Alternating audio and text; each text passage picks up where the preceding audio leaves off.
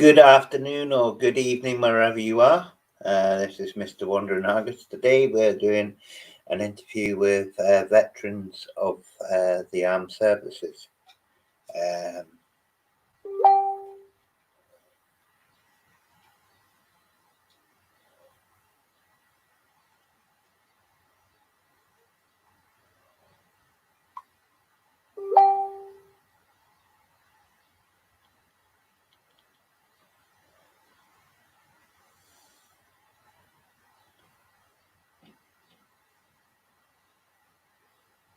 Hello, how are you doing there?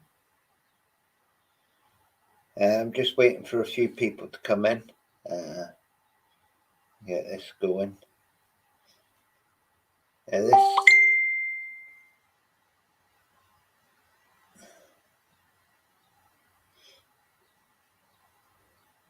Hello, how are you doing? Yeah, today we are doing a live interview with ex-veterans from the armed forces. So bear with, there will be a few guests coming up in a little bit.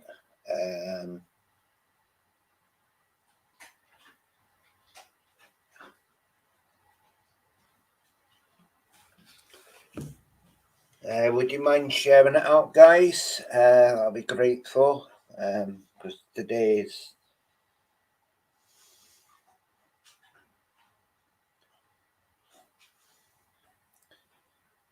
a very important day today.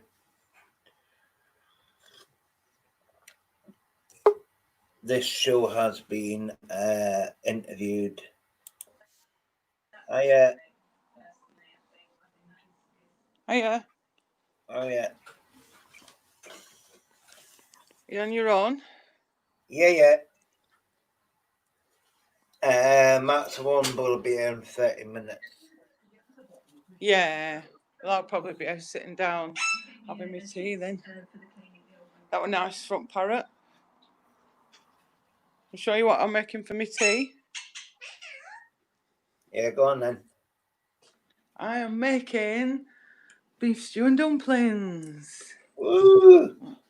So I'm just bringing it up to the boil now. So it's like, mince, mushrooms, oxo, Worcestershire sauce, garlic, onions, peas.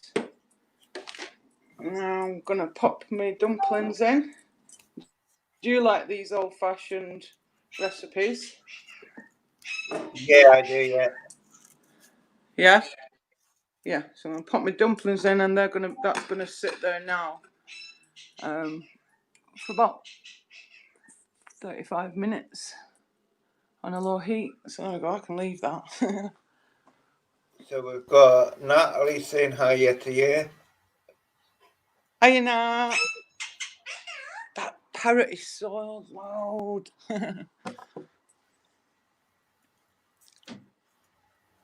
Yeah, you can, Natalie. Once you become a moderator, you can. Which you are now. What? Oh, because she's had a copyright strike on her other channel, so she can't get on it anymore. Alright, she's been playing music. Yeah. It's easily done though, isn't it? In the background. She had a 30-day copyright strike on her. Yeah. I was just doing a video, but my storage is full and it cut off halfway through a cooking video. I'm absolutely mortified. You know, when you've set up to film a video and then it just ended, storage full. I've only 2 apps left on the phone. It's just ripping me off to get me to buy storage. It's probably your photos as well. Me what? Photos. No, I deleted like 1,000 photos off the phone. Yeah. It's not made any difference.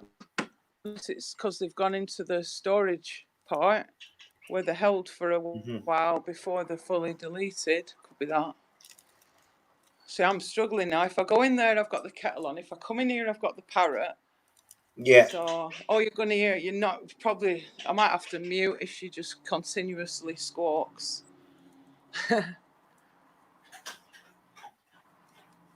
I've got a special badge up for today. A special badger today? No, badge. Logo. Oh, I thought you said I've got a special badger today. No, logo up. Look. Up on the screen. Oh, right. I know it's funny that, yeah. So go on, tell me what special day it is then. Well, tell me about it. Well, today is going to be interviewing ex-veterans and service personnel who've worked on army bases or housewives, so you'll be part Oh, of I it. thought you said it were a special day, something to do with the Gulf War or something like that. I meant that. The Falklands War ended on the 20th of June, I mean. Yeah. So we will have an act to remember at some point during the interviews. Yeah. So have you got some people lined up to coming on? Dennis is coming. Is he? Oh.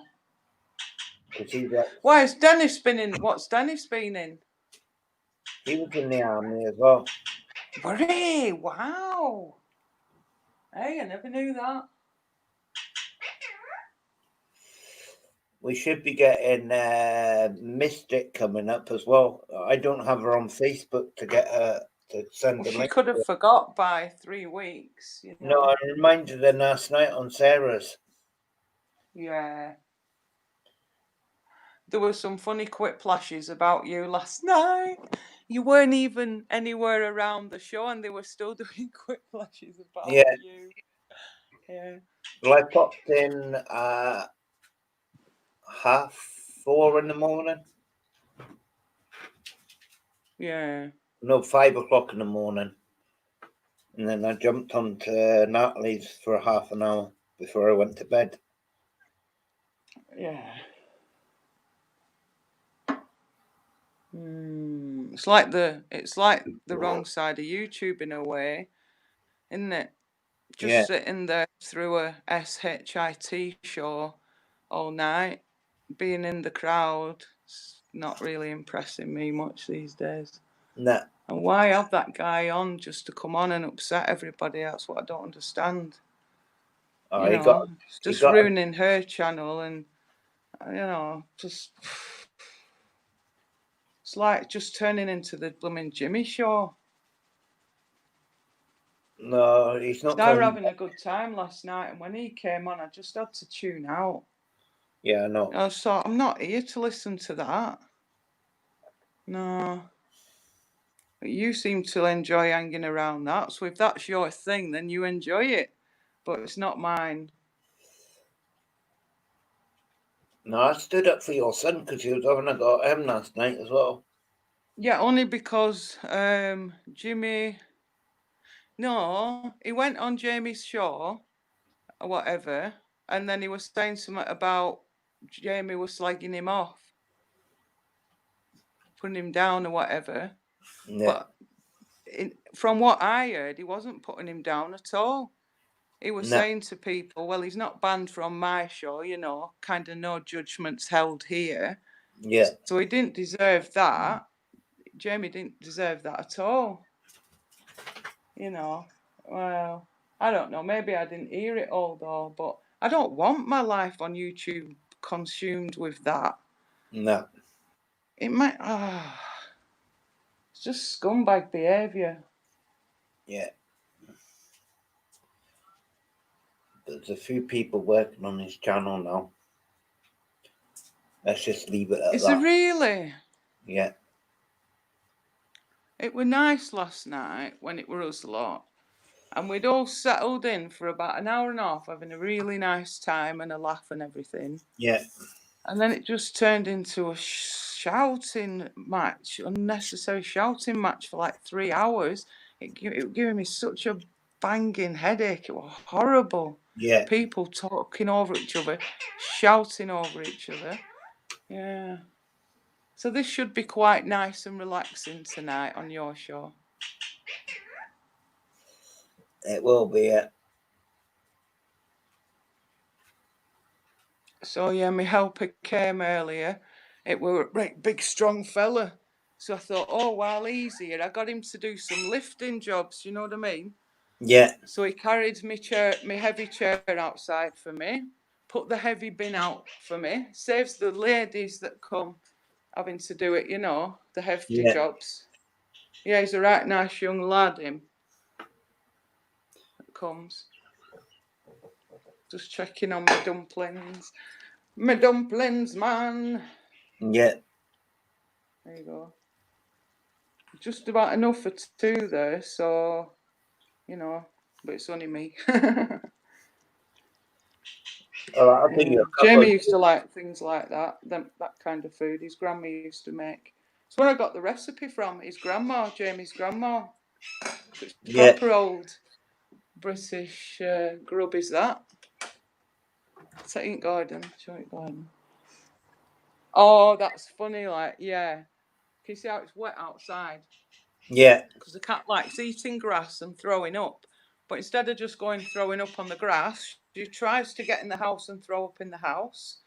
So I managed to get her out. She threw up outside there, so I had to swill it, you know, with water, even though it's a bright sunny day. So that's why it's wet. But I'm going to go and get my cushions, and then I'll sit outside with you, yay! And I'll wait for Max and Womble. Yeah. And Dennis. And Dennis. When he comes. Yeah, well, you started mega early. It's going to be like 10 in the morning for Dennis or something. I don't know.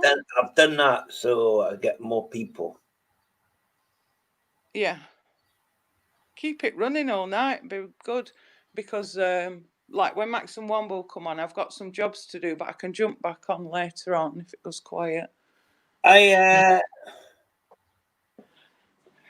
Let's talk it with Jamie.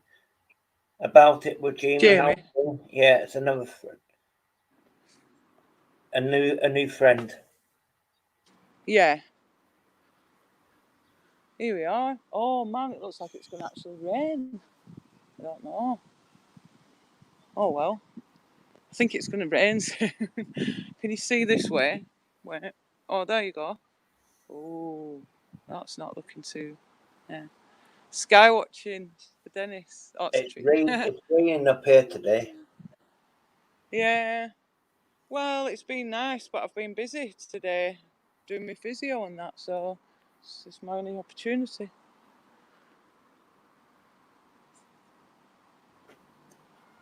Yeah, I didn't know how to do that, Lewis, so you can drop it if you want.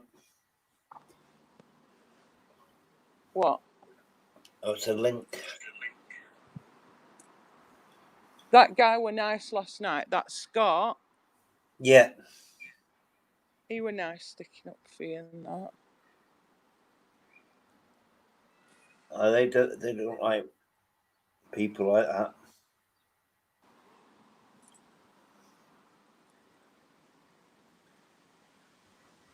They don't like people like that whatsoever. Who? You know. Bully. I missed what you're trying to say. They don't like bullies. Yeah. Do you know what you want to do? Invest in a really good mic. Because when you were shouting over people that were just talking, only mildly raising their voice, you just can't hear you. Your mic's gone a bit crappy. Yeah, I need to get a new one. It might help your channel as well, you know. So that's what I'd get. Yeah, I'm getting a new one. That's smelling good. I'm getting a good one. Yeah. Hey, Welsh Witch, how you doing? Look. That looks yummy. Now. You can't see the meat because it's like the peas are on the top. Yeah. I'll have to turn them over in about 15 minutes. Turn the dumplings over.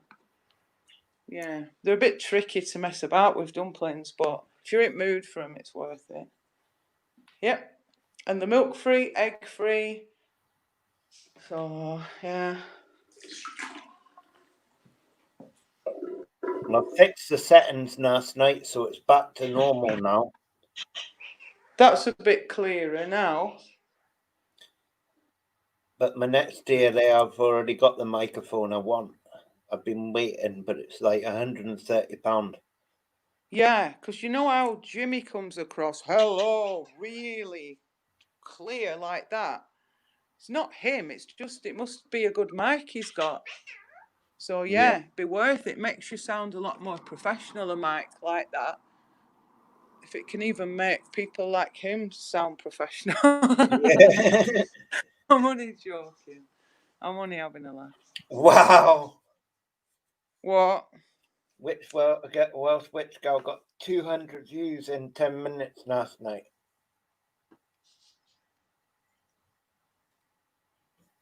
Yeah. I'd want that stuff away from my channel. Yeah, I know. Really. Yeah. Is there a thing for like drama channels on YouTube? Do some people like that stuff? They must be. All right. Well, if there's a market for it, then Yeah. build up your drama channel, innit? You know? Yeah.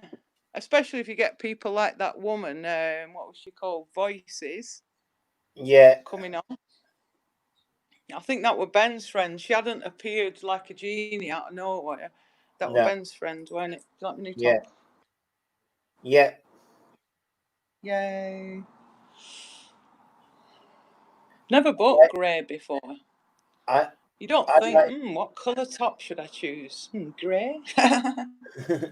Hi, exploring with Lion. How are you doing? Hi, Laura. Could you imagine if Laura got really angry on channel and give it what's for? Whoa, there'd be a big rumble all over YouTube then, wouldn't there? YouTube would blow up. She's that kind of person you can tell if she ever did get mad. Whoa, watch your back, eh? Yeah. Because everyone's got a tolerance level, haven't they? Yeah. Right, so they're all right, but they won't turn them down. They can't turn them down anymore. They're only on 2. They're cooking quite fast. Have you had budgies? They're buzzing. Yeah. See how much battery? 9%.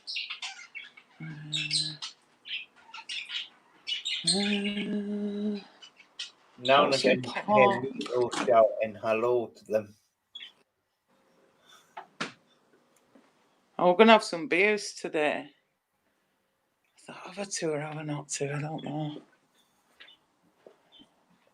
I know, I was going to surprise you because last night you said that you're not having drunk people on your show. And I said, yeah, but what if I came on really drunk?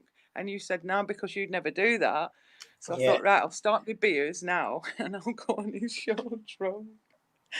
No, that would be disrespectful with the theme of your show tonight. Yeah, that's why I didn't. Max and Womble. Max and Womble. Are they doing a show tomorrow? I think they are, yeah. We'll find out in a wee bit. Yeah. Just getting a drink. Does it not feel strange going to sleep in friends these days? Sometimes it does. If it gets past 3 a.m., it's a bit. What's Natalie up to then? Don't know what she's doing today. No.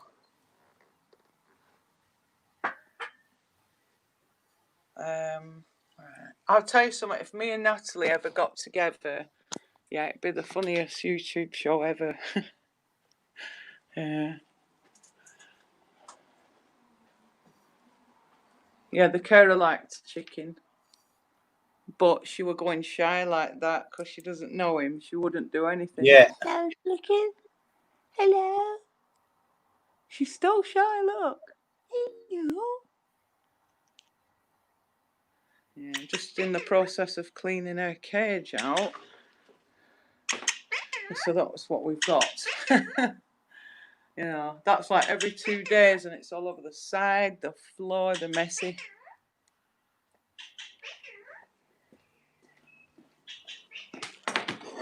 Oh, that's a bonny feather, isn't it? Yeah. I keep them. I keep her feathers and I put them in a little. Have you seen the feather holder? No, I haven't. No. Show it. Oh, okay, then I can show you. There's something cool. This is my collection of feathers. Everybody laughs at. Can you see it? So I'm going to fill it with feathers. I'll make a feather ornament for laugh. Oh, that's nice. Yeah, so I'll put these feathers in. Yeah. But I'll have to put them in a bit because I've only one hand. So what are Max and Womble doing? I wonder if they've had a few drinks Saturday. I know. Normally have had a few drinks by now. Oh, I'm going to have to wash these feathers first because they've got bits on, they need washing. And then I'll leave them out to dry, you know. Hi, sorry, Spray. Sorry. Welcome to the channel. You must be new.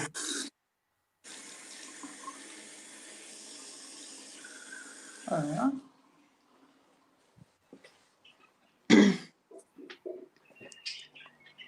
Yeah, it is sad for some people on YouTube the way, Yeah. you know, Jimmy can offend people. I don't hate the guy at all. Don't hate the guy one bit, but I suppose it just depends who he's offending, really. Because there is vulnerable people out there.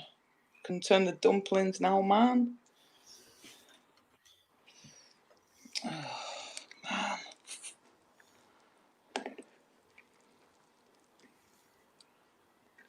I wish I could share it because there's enough for two here.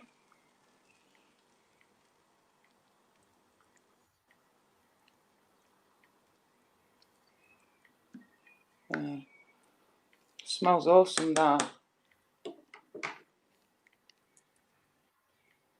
Right, where's the lid? That. See-through lid. Yeah, so. Show you cat. We'll get Oh this. no, she's eating grass again. Look at her. And she's going to be barfing up. Can you see her? Yeah. Yeah.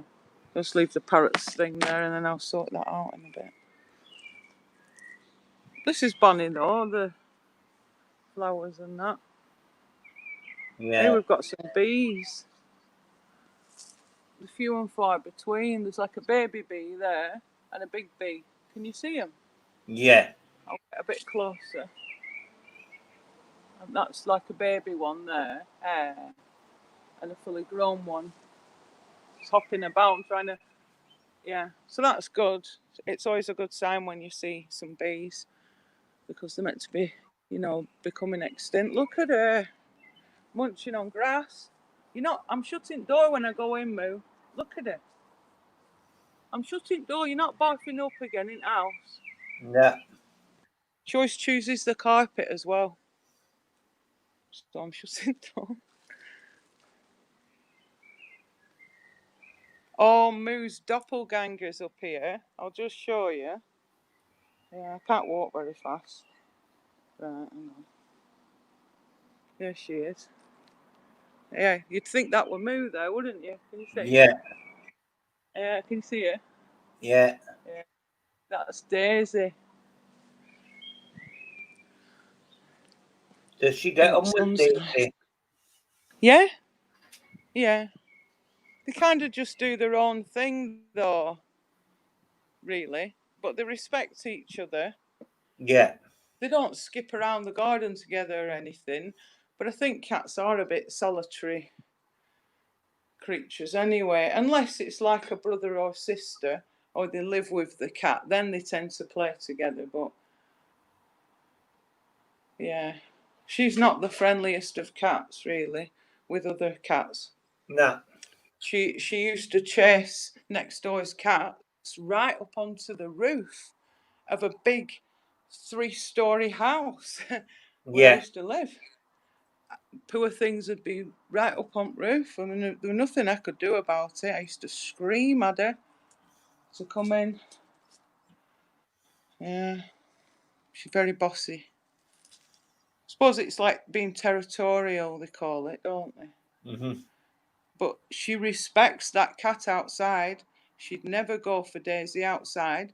And do you know what I think it is? I think she knows that Daisy is a very old cat. Because Daisy's like 20 years old. And I think she knows. And that's why she doesn't chase her off. Yeah. Yeah. Let's put you there a minute while I make a ciggy. I wish I could come up there now. Come and have some beers with you. Yeah. Yeah. Get me one of them chairs you've got. What, one of the benches? No, what you sat on now, I mean. Oh yeah, the office chair, yeah. Yeah.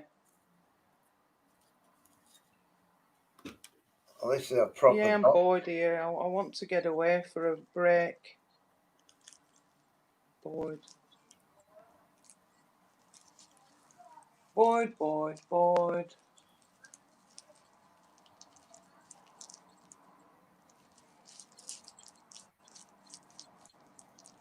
It's a long journey to yours, though, isn't it?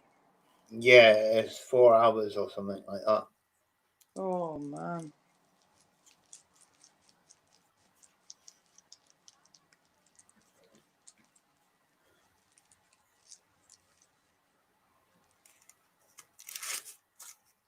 I've sent Max and So Womble you'll be away. enjoying this tonight. Max and Womble talking about their army experiences, eh? Yeah, Or Navy, whatever. Were it Navy you were in? yeah. Yeah. So, right, Yeah. we'll start the interviews off there. Well, you used to stay on an army base. What was it like? Yeah. There was a military wife on a base. Oh, wow. You just put me bang on the spot there, haven't you? I'll have to go and plug my phone in. Just give me a minute because it's on 2%. I'll go and sit in here with it plugged in.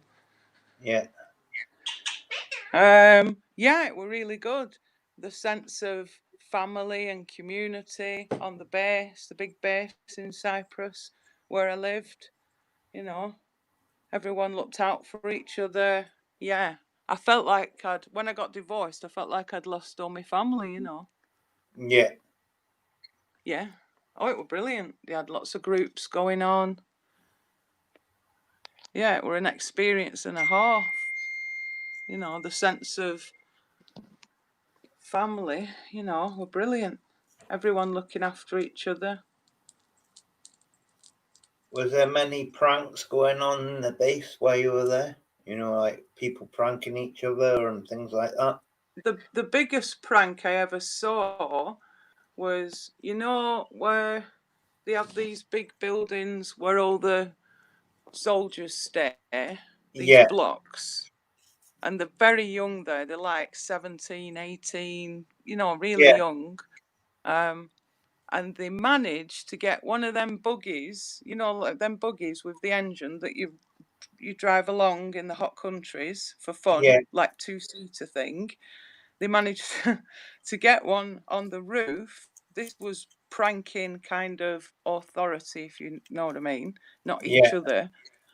And they just launched it off onto the floor, you know, onto Yeah. the ground, and that landed right outside the sergeant's mess. Yeah. So then I witnessed, because my husband were a sergeant, I witnessed the big manhunt for whoever had done this, and I saw the wreckage on the floor and everything. Go on. So that must have been quite a dramatic experience for you then.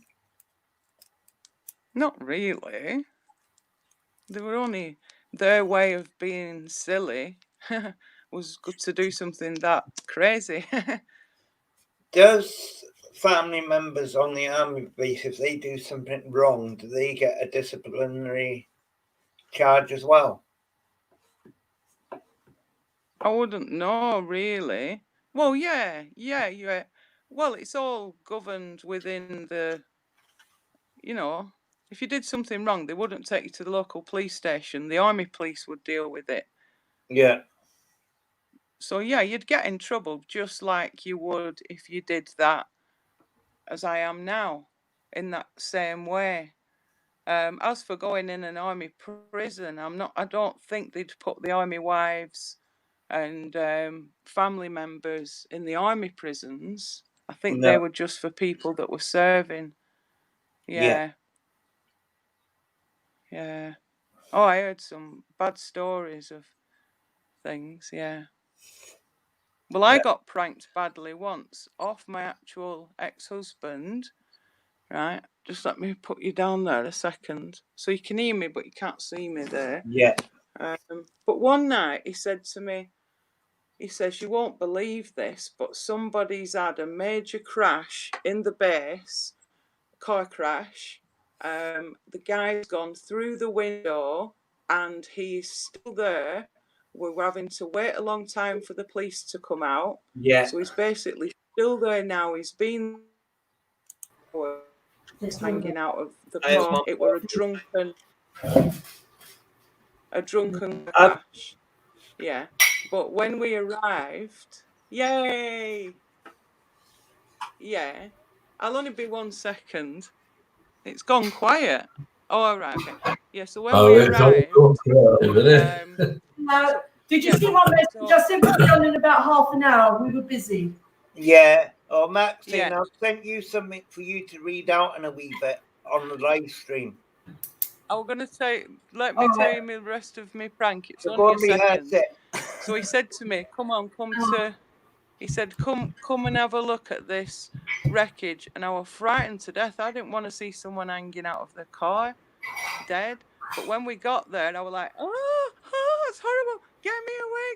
Well, is it a messenger? But then it was just a prank. Yeah. Because someone had crashed the car, smashed the windscreen, and put a dummy sticking out of the car. Do you get it? Yeah. I get it, yeah. Yeah. And I was screaming, seeing that. I thought that was a real guy. But they'd done it to warn, as a visual, look, this could happen to you if you drink and drive, because it were a big thing in the army. But yeah, go on. There's my 2 pranks and a bit of life on the army barracks. It were brilliant. Yeah, so what I'm planning to do, Womble, is at 6:15 we're going to have an act of remembrance. Right. So I've got Maxine to read a poem for me. What? Me? Yeah, that's why I've sent it. Yeah. Oh, okay. Tell me when you're ready then. Yeah, 6:15. Okay. Well, do you know what tomorrow is? What's that? 38th anniversary tomorrow of the ceasefire in the Falklands War. June the 14th. So April the 2nd to June the 14th. It lasted. That was it. Yeah. Most of it took part in the last, roughly. Well, there was a couple of bits, but most of anything was in about the last 4 or 5 weeks. Really, there weren't. Yeah. June. I remember June the 7th was the last day that we on the Exeter actually fired any missiles off or anything like that. Yeah. Kind of over by then, more or less. Bottom shouting. My daughter was born on the 11th of June, and then 3 days later came the ceasefire, which was great. And I can't remember the exact date now. It was about a week later. I think about a week later. I mean, a few days, but we went into Port Stanley Harbour on the Exeter because our Exeter, D89, was the first ship into Port Stanley Harbour since World War II, back to the River Plate. Yeah. And the last ship that went in there from that conflict was the HMS Exeter of World War II, after she got damaged at the Battle of the River Plate. So, yeah. So, my question to you, Womble, what inspired you to join the Navy when you were younger? A lot of things really. I suppose stuck in Luton where I was a bit. There was nothing there, basically. I had some shit mundane jobs to start with when I left school. Yeah. And then I thought, well, and my brother Colin had already gone in, or planned to go in. So, and I didn't have any plans to do it. And I thought, well, hang on, he's gone in. So I wonder what to do for. So I was actually just walking home one night from work down in Luton Town. And I just walked past the Army, Navy, Air Force Careers Office. I thought, hang on, I'll go in there and see what it's about. Like. And went all through the thing, and yeah, well, I'll do that. And then I didn't think anything of it, and I was still working. And then I think it was 23rd of December, 1975. They phoned me up and said, "We've got the space open on January the 6th. Do you want to go?" I said, "Oh, I'll give it a go." So why not? You know, it's just one of those things. I thought, well, you know, it's be exciting. Go see, you know, in the Navy, go around the world, whatever. You know, go see a few places, just and probably to learn something more about myself, I suppose, if that makes any sense. So, how many weeks did you do training within the Navy before you actually went? But basically, we went up to HMS Ganges, which is in Norfolk, which is the basic training centre for certain branches of the Navy. Yeah. You just do all the sort of, you know, it's where you sort of learn all that stuff and all that physical shit, you know, you go through and all that crap. So you do that. So that was 6 weeks. Then you go on to whatever branch you're going to go into. Yeah. I went in as a marine engineer mechanic. So we went down to HMS Sultan, which is the engineering training school. And that was for about 10 weeks, I think, something like that. And then you go from there and you get assigned with a ship. So you leave as a marine engineer in second class. And the first ship I went on was HMS Tiger. And my brother was already on there because he joined up just before I did. So he'd gone on. And then I did a silly thing and I had a bit of an accident on there, so I got put shoreside whilst they fixed my leg. So I started for about 3 or 4 months. And then I got drafted onto the Hermes carrier. Yeah. So I was on there for the 2 years, you know. And after I'd done there, did a couple of bits shoreside, and then joined the Exeter in 1980.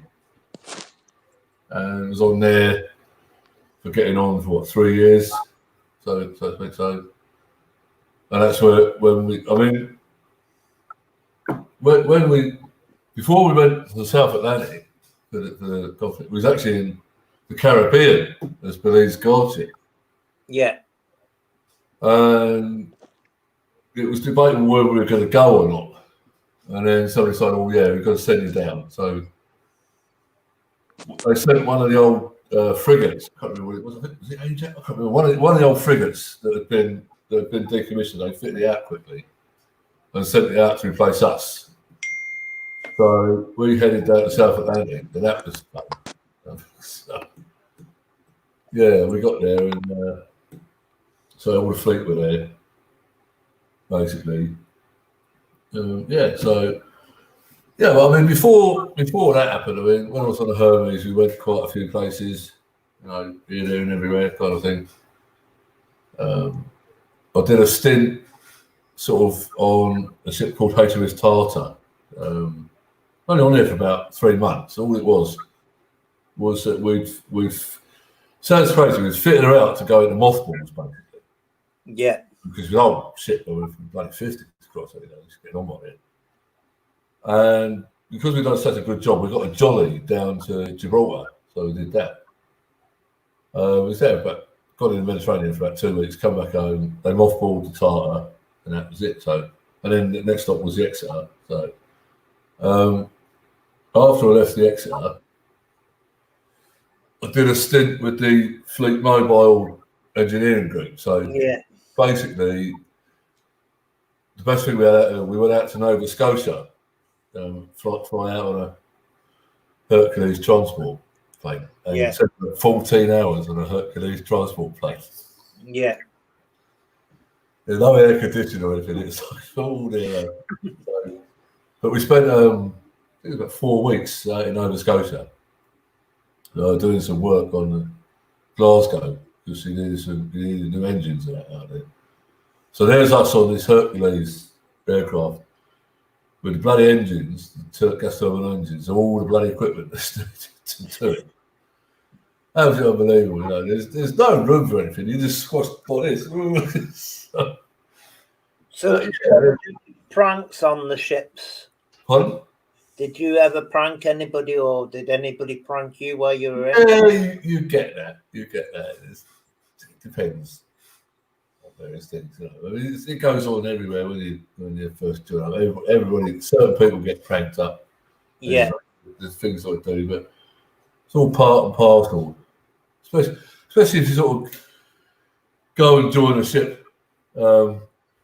where the crew have already been on there for a long while and you're going to replace someone who's left or something. Yeah. So that happened to me when the last ship I was on was Manchester, because I had to finish up the sea time, because you have to do a certain amount of sea time before you leave. So I went on there, and she was first of the stretch class 42 destroyers. They were longer, or 16 metres, which cured some of the problems the old Type 42s had. Yeah. And I got on there, and I was made acting leading hand in there because of my seniority as Marine Engineer First Class. So.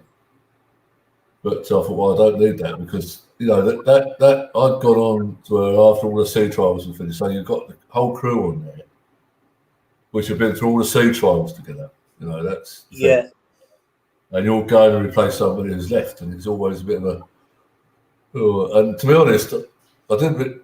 It was the last thing I wanted, really, because I knew I was going out, because obviously the amount of debt that my ex-wife had run up for me when I was in the South Atlantic. I mean, normally you would get bummed out straight away. If you're in debt in the forces, they don't like that. No. But because we'd just come back from the South Atlantic, they allowed me to do my time out. So I knew I was going to go out in January '85.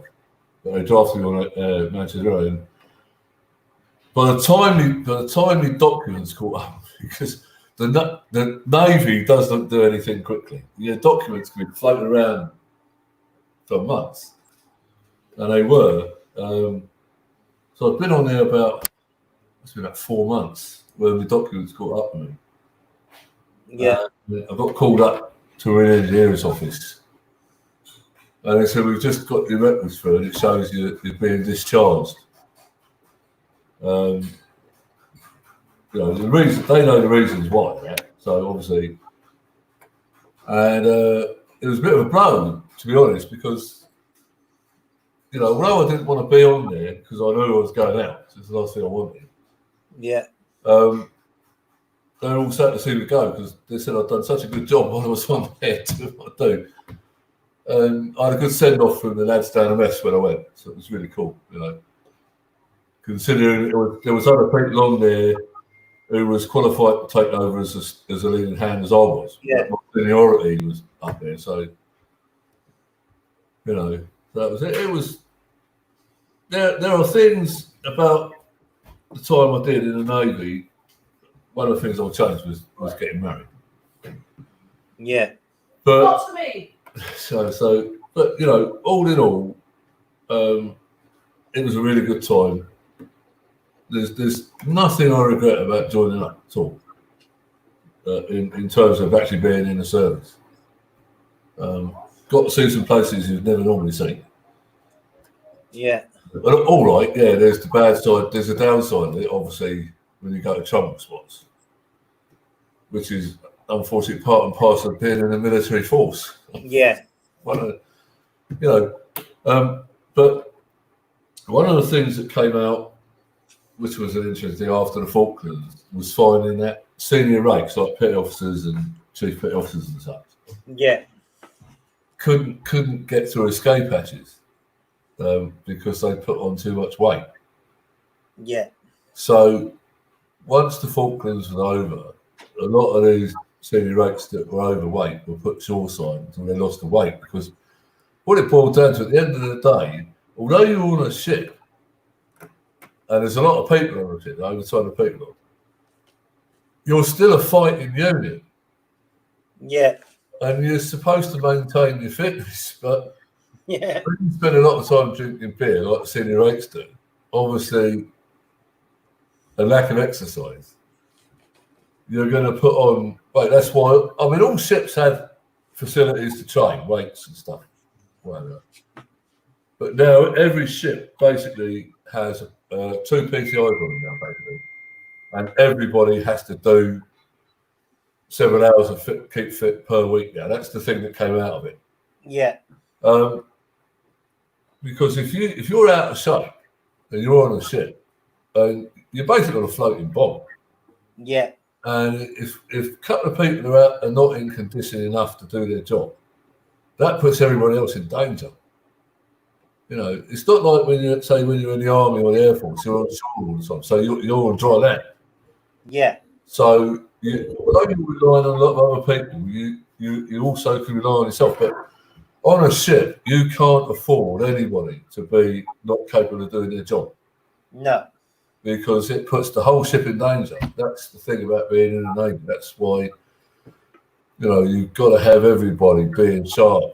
It's no good one person. I mean, it's bad enough when you get people, and this is the thing we found on the way down to South Atlantic on the Exeter, was we got in a big storm and a large swell, and half the ships coming in were in bed being seasick. Yeah. So you're pulling like double shifts every time. It's like, what the hell's going on? So, you're sitting in the machinery control room just watching dials, and you're trying to stay awake, and it's like, it's gone. But it was good fun. I don't regret it at all. But so have we had anybody else come on yet? No. We had Jen, but she had a bit of bad static. All right, yeah. Yeah, so going back to the question of joining up, I think the initial thing was, what the hell, why not? I mean, and the Navy seemed like because I like the ocean anyway. So I thought, well, Yeah. why not? It's and that's the best thing. When you're out on the ocean, it's like it's magic. I tell you, you can stare out of the ocean, and all your troubles are gone. It's like, because you're in the middle of nowhere. Yeah. And all you've got around you is the ship and the people that are on the ship with it. So on a Type 40 Type 42, it's 286 I think crew on there now. I don't figure it out, but yeah. But the time on the Exeter was the best. Mind you, on the Manchester was good as well. I mean, but the Exeter was definitely the best, in my opinion, because we went through a lot of shit. So, Did you have your own sleeping quarters, or did you have to share? Basically, what you've got. I'll try and describe it on a warship. You limited space. You bear in mind this way, right? Basically, a warship's design is primarily a weapons platform. Yeah. So fitting crew quarters in is an afterthought. It sounds crazy, but so you've got a mess deck. So you've got a stoker's mess deck, and you basically go down a ladder or steps, you want to call it a ladder, and you've got a little square, and there's a lot of lockers there. So that's where your lockers are, where your clothes go.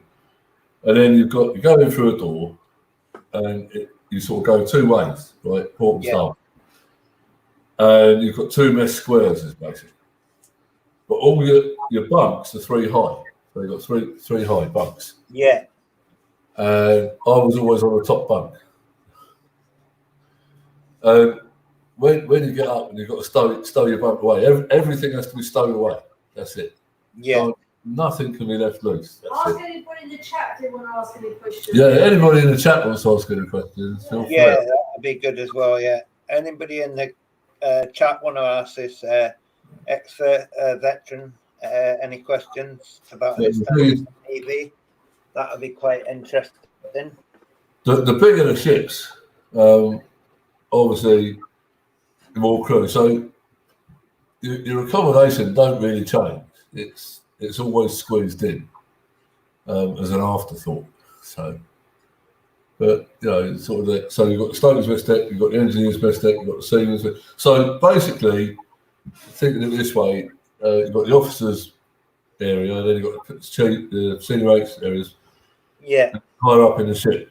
But the mess decks of the crew are down below, like below the main deck sort of thing. And you've got sort of like 4, maybe 5 different mess decks, depending on the size. And the mess decks can be depending on the size. The biggest contingent of any ship is what we call it the seaman branch, because they've got several branches and they do all the stuff, you know, like tying the ship up and all Yeah. sorts of shit. So then you've got the stokers and then the electricians and things like that. So you've got the stokers mess deck. There's about 28 of us on the Exeter. So here's a question. Somebody's asking, they would like to see some photos of you in your uniform. So would I, but my ex-wife threw all out. Yeah. So I've got nothing left. I don't think I've got anything of me in uniform anyway. Unless my mum's still got any. My sister might have some, I don't know. But my ex-wife threw everything out, so there's nothing left. She threw all my diaries out, my photographs, everything. So basically, it's a shame that happened, but you know. Did you get any medals while you were in?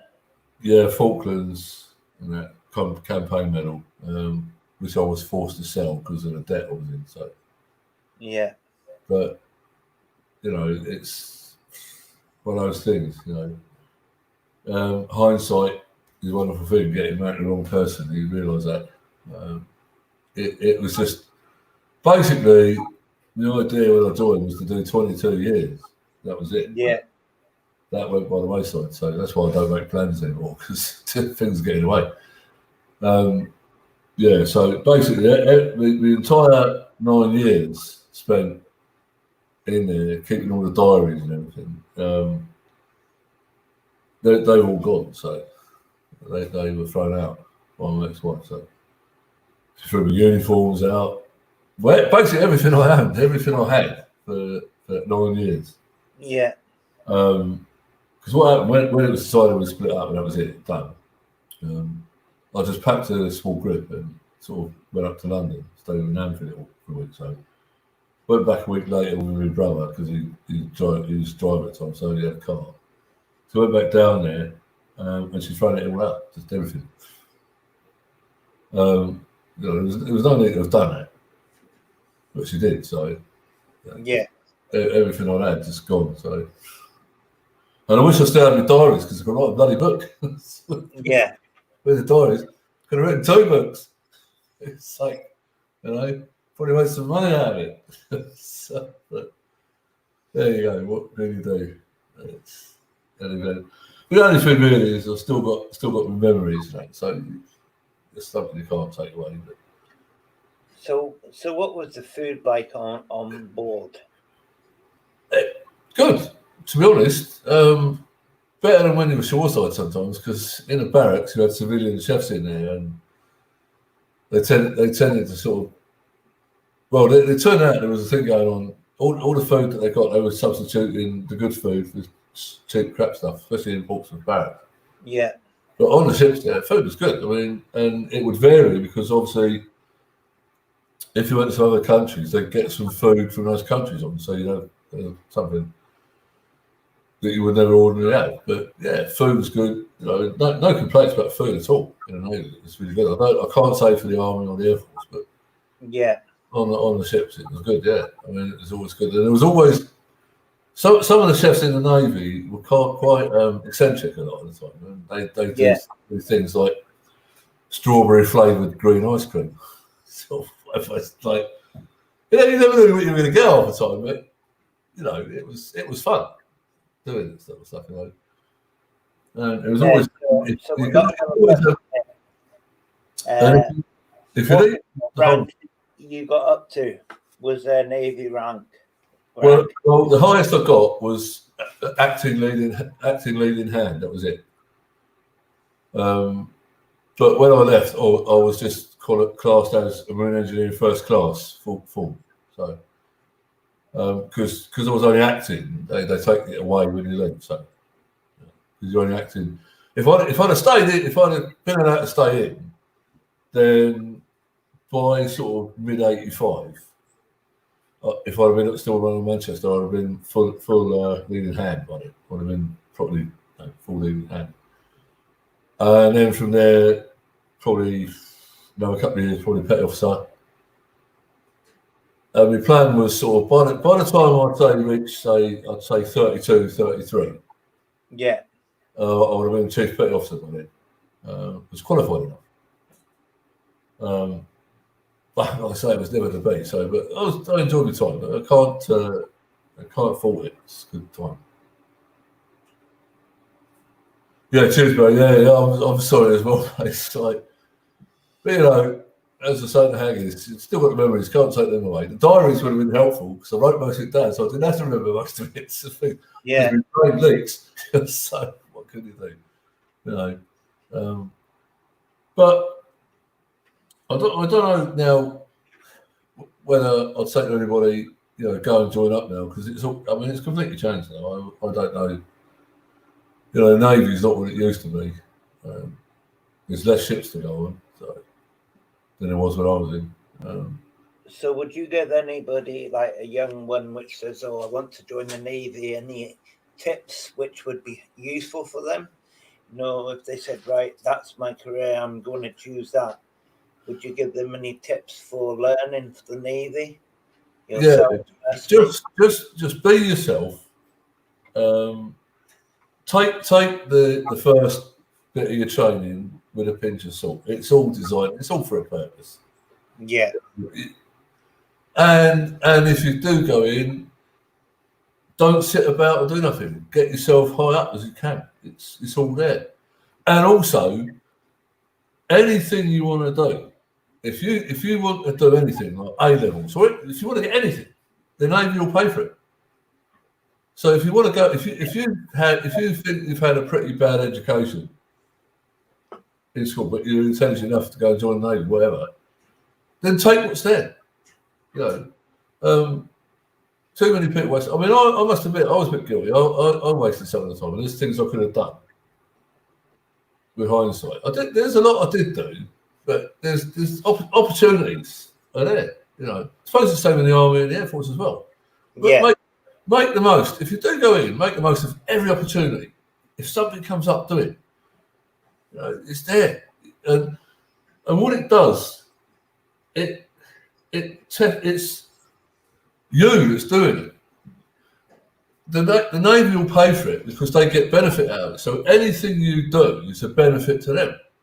Yeah. You've got to do it. I mean, they won't do it for you. You've got to want to do it, and if you want to do it, they'll pay for it. Opportunities are endless.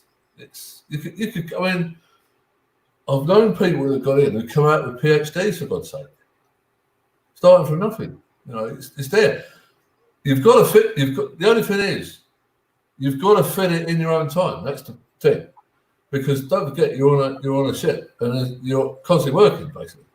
So anything you want to do, it's your time. But if you want to do it, they'll pay for it. But it's your time you've got to use. Yeah. So sometimes, if you really want to do something, then you've got to do a bit less going ashore stuff. You know, if you're somewhere for like 2 weeks and you're going ashore every night, then you might only go ashore 4 nights out of 2 weeks. But it's there. You know, they'll give you the opportunity if you want to put the time in. Yeah. But I'll say, if anybody goes in the forces, make the most of every opportunity that comes along because you'll never get another chance. Yeah. And it tests you. Anything you do, even if it's something physical, if you feel you want to do something, it's you. You're testing you. What are you capable of doing? You'd be surprised, pushing yourself to limits. But it's down to you. Anything you do is down to you. Prove to yourself, I can do this, and you'd be surprised what you're capable of doing if you just put your mind to it. It's all there. You know, you'd never get generally these opportunities in civilian life. You can in the force. You'd have to pay a fortune for it. You know. Yeah, thanks, Louis. Yeah, we've all done it. Yeah, so I did hear today, I don't know what's going on, but there's something going on in London with the veterans going down there today. I wish I was there myself. Yeah. But, you know, being stuck in the middle of nowhere, basically, it's all right, I suppose, but, you know. But, yeah, I mean, I've visited, been to places that you would never get a chance to go to, even if you can afford it. If you could spend a lifetime, if places I've been when I was in the Navy, no way, you know, unless I won the lottery or something, Yeah. you couldn't go to these places. You might go to one or two of them, but you couldn't visit more. You'd never have the money all the time. You know, so that's the biggest takeaway from being in the Navy. I suppose, yeah, it's the same for the Air Force, but they tend to spend longer times in a particular place. I mean, you might get sent to Germany, and that's where you are for 2 years. Yeah. So, but in the Navy, you go there and everywhere. So, I mean, you could 1 minute you could be in Australia, the next minute you could be sort of in the Mediterranean, whatever. It's just where, you know, it's things go on. So, I suppose the downside is having all them bloody injections against diseases, because you know, because you've got places where there's. So what was your hand-to-hand combat training like? Was that? I did a bit, yes, I did a bit. So, Because obviously I know you're on the water, but obviously yeah, we did a little bit. I was one of these people who liked throwing myself about, if you like. So I did some stuff like that. I did a bit of combat training to help along. You know, if nothing else, it makes you fit. That's the thing. I think the object is to keep fit. That's it. So you do a bit of this and you do a bit of that. So, but if it's there, do it. You know. because I know the Navy don't really land on the water unless they have to. But is that necessarily true? What I'm saying, or is that? No, you don't. I mean, you don't have to do that. I mean, you can do it if you want to. I mean, the opportunity is there to learn a bit, just in case. Yeah. A few other things I've done. It's just that sometimes you might end up somewhere and have done where there's a trouble spot, and you'd be part of a shore patrol going, you know, because you've got some of the ships company abroad. Certain countries in the world where it's a bit ropey, that's all I'll say, a bit ropey. So we end up forming shore patrols as a crew. Yeah. Whilst the rest of the crew's ashore, because inevitably trouble can happen, and it's, you know, there's a lot of places where it was safer to go ashore in uniform rather than civilian clothes and stay in groups rather than all break up, because there are areas where you're going where people resent your presence. You know, it's an inevitable thing that I know. You know, it was a time. I mean, when I was in, it was still the Cold War going on at the time, so there was a lot of stuff going on all the time. So, and that's what we spent most of our time doing. Was, you know, we had Russian spy ships, sending us around, and so it was like a game of cat and mouse, going around sort of North Atlantic Ocean or around the North Sea or around the Med or whatever. Yeah. It's all fast, really, but. You know, it's all part and parcel. It's the fun and games. That's what we exercise to do. So, you know, that was another thing. Is one exercise after another exercise, testing the ship anew to its limits. You know, in case something happened, so whatever. You know, because always in the back of your mind is the fact that you are a fighting unit. Yeah. Shit happens, and you could. Anything could happen at the time. I mean, you could. I mean, at any time back then, you could find, oh shit, World War III's broken out. Who knows? I mean, that was the thing. You know, it's anyone who's in the force, you've always got to. I mean, you try not to think about it too much, but in the back of your mind is always that being prepared all the time, because that's what you're there for. You know, I mean, if you want a cushy time, then go and join the merchant marine. But if you're in the Royal, if you're in the military daily, then yeah, obviously, you know, you could find yourself in the middle of something. Hence the fault. So you know, it's one of those things. That's what we're there for. You know, but so like during the Falklands, there were one or two things that you'll never forget about, like when the Coventry got hit, the Arden, I think she sunk, if I remember rightly, and then the Antelope got hit. But the worst one, from my experience, was the Sir Galahad when that got hit, because I've never seen anything like that. I mean, that was, oh dear. That was absolutely horrendous. I mean, the explosions on that were like nothing I've heard. I mean, God, it was so loud. All our pipe work, because don't forget on the warship, you've got all pipe work going everywhere. It was all covered with panels. And they just all come off. I mean, that was it. But everywhere you go, the entire ship was just, you know, because the rattling sound and the shaking was horrendous. And all these little panels just fell off, and they were just everywhere. So you're tripping over these damn things. You know, and that's the kind of funny side of a bad incident. Yeah. It sort of makes you real. And other things which the Navy had fallen into complacency over is, you know, like the floor tiles you get in your house that you stick down, kind of thing.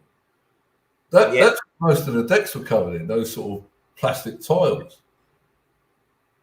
Now, what was discovered is that when you are in a combat situation and there's all sorts of shit, those things become slippery, man. They're deadly.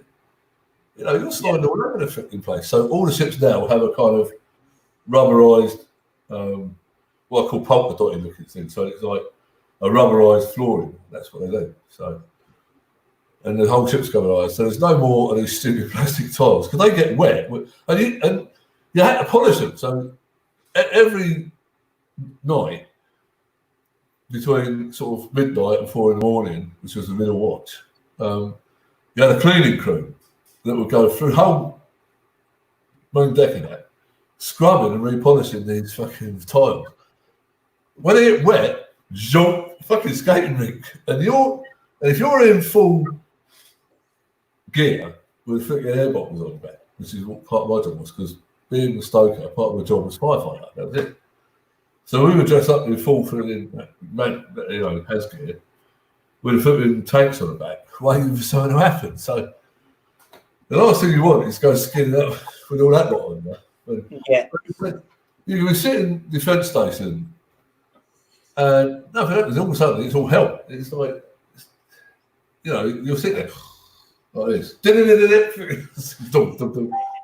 everyone's up to, and it's like pandemonium. Seriously, that's what it's like. It's just pandemonium for about half an hour or something, and then it's all died down again. And then you feel more tired than you did before because your adrenaline's going through the roof. And it's like, boof, like this. But every time, one of the stupidest things to remember is, just as I actually got to bed, actually in my pit, shit happened. So you're back up again. You're in your full gear. You can never rest. So you've got, you know, you might catch a couple of hours kip here and there, but other than that, you know, it's basically being awake all the time, just running on adrenaline. You know, and you sort of sit there and think, hang on a minute, if a missile hits the ship, fucking, you're on a bomb. I mean, that's it. I mean, you tend to forget it that you're sitting on a steel can.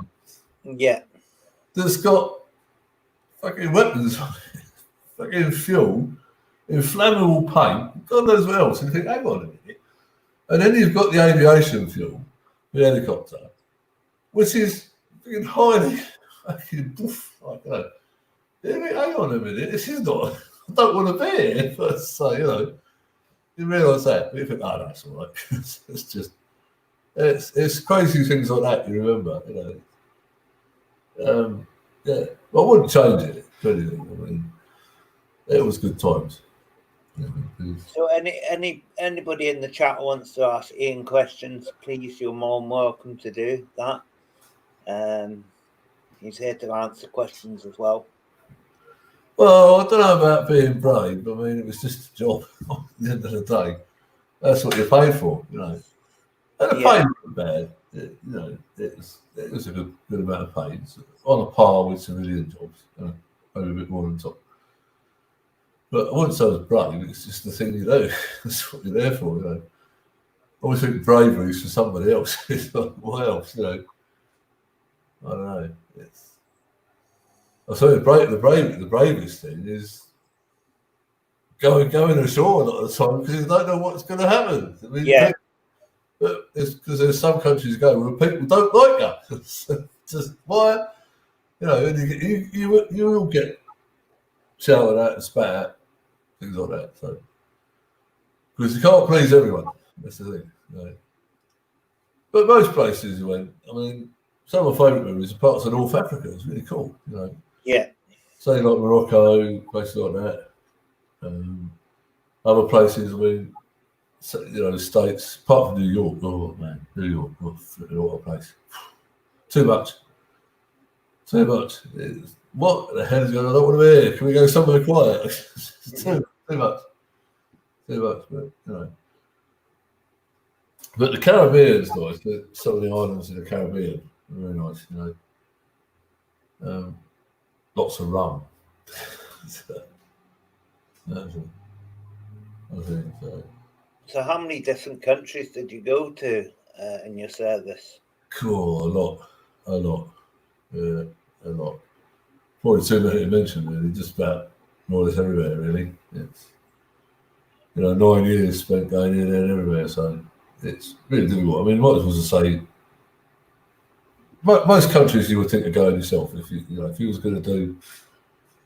If you had the money to do a tour of the world, where would you go? That's most places went. Like stateside, Canada, so places like that. So generally, it would be going around sort of countries you're familiar with. Some countries maybe not, like France, southern France, Italy. Doing a med was a lot. So you got feel a lot in the med. So you'd be stationed out in Gibraltar, and you just sail around the med for a couple of weeks, whatever.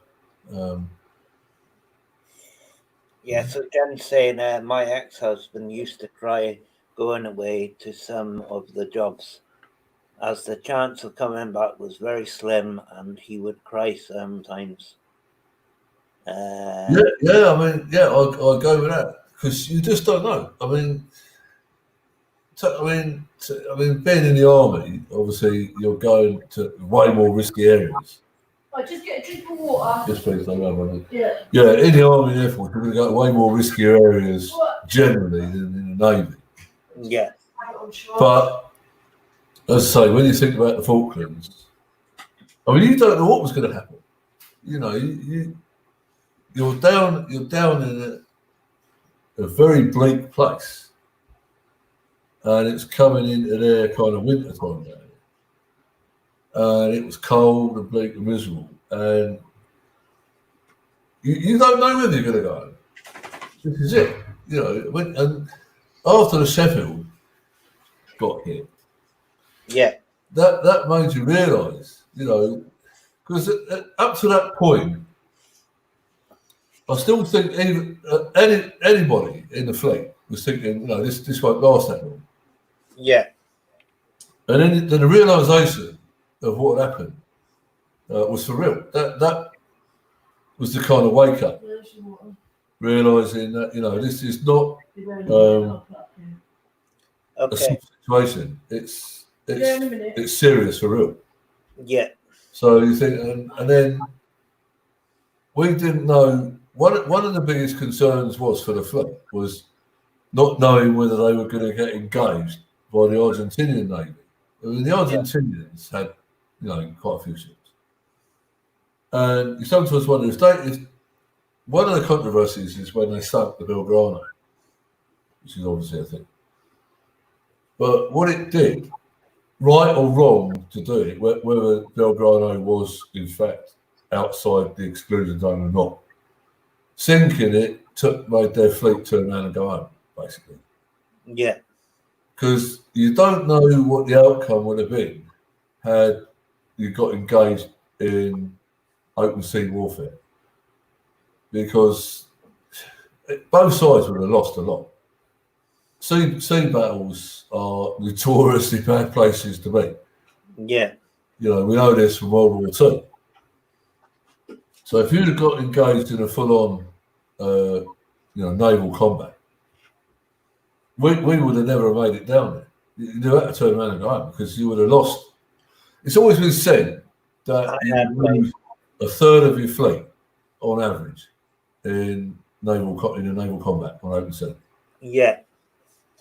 So you'd have been looking at 15 odd of the ships gone. Yeah. And we only had 40 to start with. So, I mean, so there was that side of it to consider. You know, do we really want their navy to come out and engage us? Because that would have really turned the time. We don't know what the outcome would have been. You know, both sides would have lost a lot more than we actually did in the conflict itself. Yeah. The ships have got a lot of people on them, and you know, and don't forget. I mean, you had carriers there, so you had all the Marines on there, Yeah. and the Special Forces people and all that. So all it would take is to lose one of the carriers, and your troops, your personnel decimated. I mean, that would be it, you know. So in a way, I'm glad they did sink the Belgrano to that end, because otherwise, yeah, we would have been in an open naval warfare battle at sea, which is in the South Pacific. It's not where you want to be in a battle. The South Atlantic, sorry, in the South Atlantic, it's not where you want to be.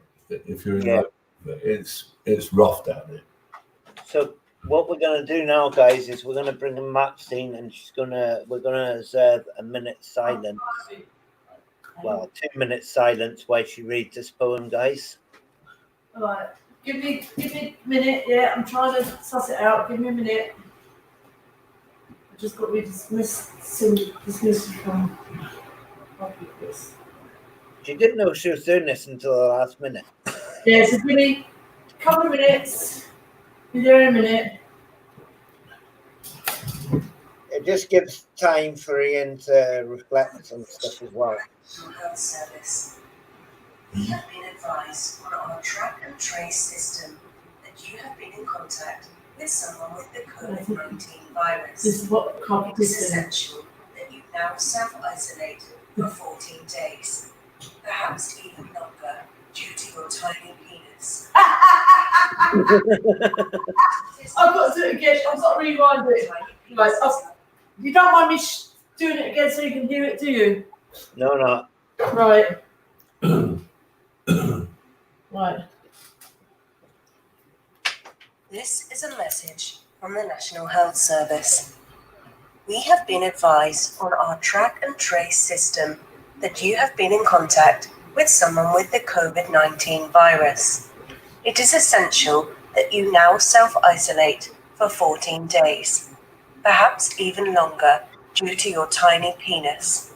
The Office for National Statistics shows that people with tiny penises like yours are 10 times more likely to die from COVID-19. So, stay indoors, needle dick. Forward that to me, Maxine. I will do. Don't worry, I will do. I should do that. You're going to make this thing. Yeah, I would. I'm going to forward this to. Yeah. Right. I think I sent it to you. It comes as a voice message. Yeah, I've got it. Yeah. That's from Copy Chris. You know, a right, I better do a thing. Laughing face. Oh dear. Right, let's find that poem now. I've got to try and read it. I'll try and read it properly. I've had a go at looking at it. It's a bit long-winded for me, but I'll give it a try. Yeah. Right. Are you sure you'll be able to read it, yeah? No, I'm not sure, but let's give it a try. Not sure.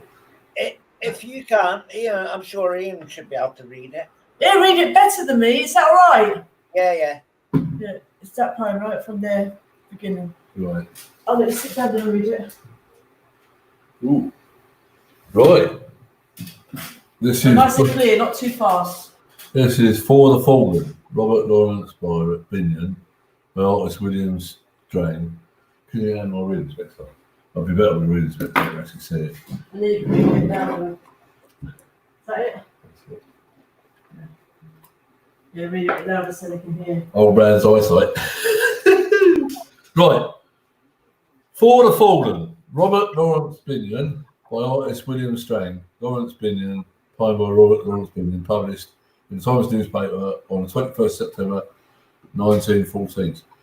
With proud thanksgiving, a mother for her children, England mourns for her dead across the sea. Flesh of her flesh, they were, spirit of her spirit, fallen in the cause of the free. Solemn the drums thrill, death august and royal, sings sorrow up into immortal spheres. There is music in the midst of desolation, and a glory that shines upon our tears. They went with songs to the battle. They were young, straight of limb, true of eyes, steady and aglow. They were staunch to the end, against odds uncounted. They fell with their faces to the foe. They shall grow not old, as we that are left grow old, and shall not weary them, nor the years condemn. At the going down of the sun, and in the morning, we will remember them. They mingle not with their laughing comrades again. They sit no more at familiar tables of home. They have no lot in our labour of the daytime. They sleep beyond England's foam. But where our desires are, and our hopes profound, felt as a wellspring that is hidden from sight, to the innermost heart of their own land they are known, as the stars are known to the night. As the stars that shall be bright when we are dust, moving in marches upon the heavenly plain, and the stars that are starry in the time of our darkness, to the end they remain. Oh, that was good. No, we've done it 10 times better than Superb poem, Nez. It is. Superb. Where did that from? I just googled it. Oh, that is good. Tell you what, when we come on your live stream, like, find something that we can read out like we just did. I'll do one next time, yeah? About anything. That'd be good. You enjoyed that, didn't you? I know it. I know. Obviously, it mentioned about England's foam, but for me, it goes to Britain as a whole. Yeah. You know, I've often my dad always said this to me. That I mean, my dad was a proud Scotsman. Right, let's get this straight. But my dad always said that the thing that made us so good was being a united nation at the time, because the prowess of the English and the Scots together was an absolutely formidable force to be reckoned with. Yeah. You know, because the Scots, as we know, are known for being bloody minded and cool Can you see this in the into battle. Can you see this in the background? Yeah. And with the English leadership, which has basically been very good throughout the centuries, and you combine that Saxon and Celtic fighting spirit, it's a formidable force, people. Trust me. Yeah. We know this. There isn't much we can't do as a nation, even now. You know, the strength of this nation is being watered down, but there are people out there still that will defend this nation to the death. Yeah. You know, it's in us. It's who we are. It's 2,000 years of various people that come to these islands, from the Celts to the Saxons to the Vikings, the Pictish people who come from Norway and places like that. The whole mix. This is all now a mix in these. I'll use the word Caucasian, although we shouldn't. But the races I consider the Northern European races, which is what makes the British who they are. There's an amalgamation of some of the most fearsome people ever to grace the face of this earth in us. Yeah. And that's what makes us so good. That's what makes us so strong. You know? And that's why, and all right, this is going to sound like bias, but I would say if you take the whole of the British forces as a combined thing, we are still the best in the world. Yeah. I would say. Followed probably by the Russians, because they're completely bonkers. There are people you don't want to get in a mix with, but you know. But another fighting force which we should remember, and my dad remembers them well because they fought alongside us. And that's the Gurkhas. And Yeah. Gurkhas should be remembered for what they've done for us. Right? They don't get enough honour for what they did for us. Oh, tremendous people. The Gurkhas are absolutely amazing people. And when you consider the stupidity, they're a hill people, and they're quite peaceful. They're kind of a pacifist nation. They're not into violence at all. But my God, when you get them in the jungle for some reason, the Japanese hated them. Yeah. The Japanese literally loathed them. I mean, the Gurkhas were treated really abysmally by the Japanese because they were better at jungle warfare than the Japanese. Yeah. I mean, you know, and the Gurkhas could be ruthless. They would lay in the bushes in wait for a Japanese patrol coming past and cut their feet off. You know, seriously, and they fought alongside us for a long, long time. And when those few years ago, there was people saying about them having the rights. Damn right they should have the rights. They fought alongside us. Anybody that's fought alongside us should be treated as a British citizen, as far as I'm concerned. Yeah. They have full rights. They have the full rights that any of us in the forces had. You know, my dad would agree with that. So, but you know, yeah, but we don't. I mean, it's, you know, when me and my sister listened to my dad's tapes of his time in the Jap prison camp, it makes me head to great, literally. Yeah. So, but yeah, I always said if I had 1/10 of my dad's fortitude, I'd be all right. So, yeah. But,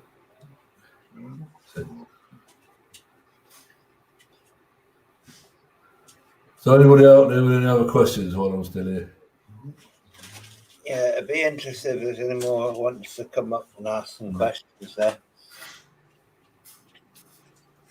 Dennis was supposed to come up as well, but he hasn't come up yet.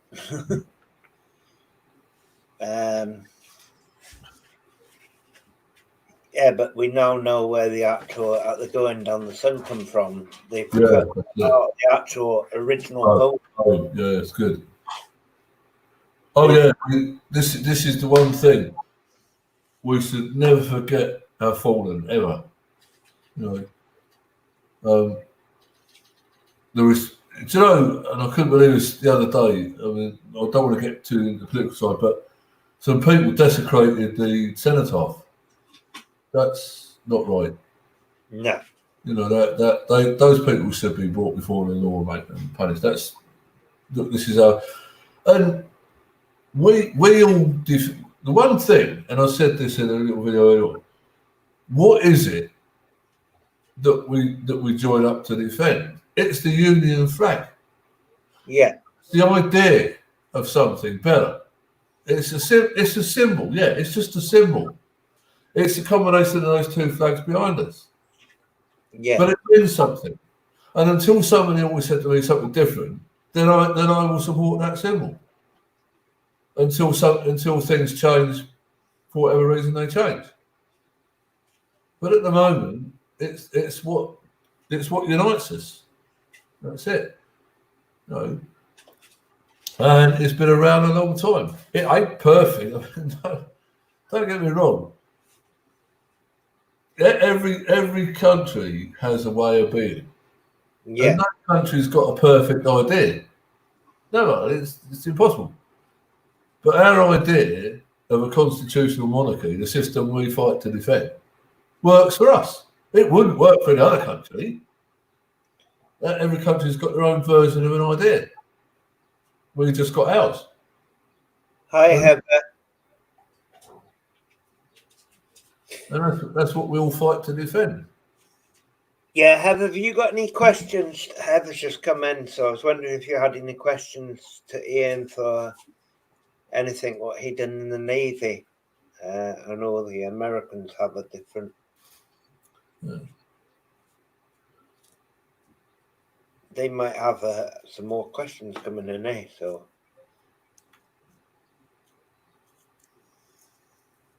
you just got home.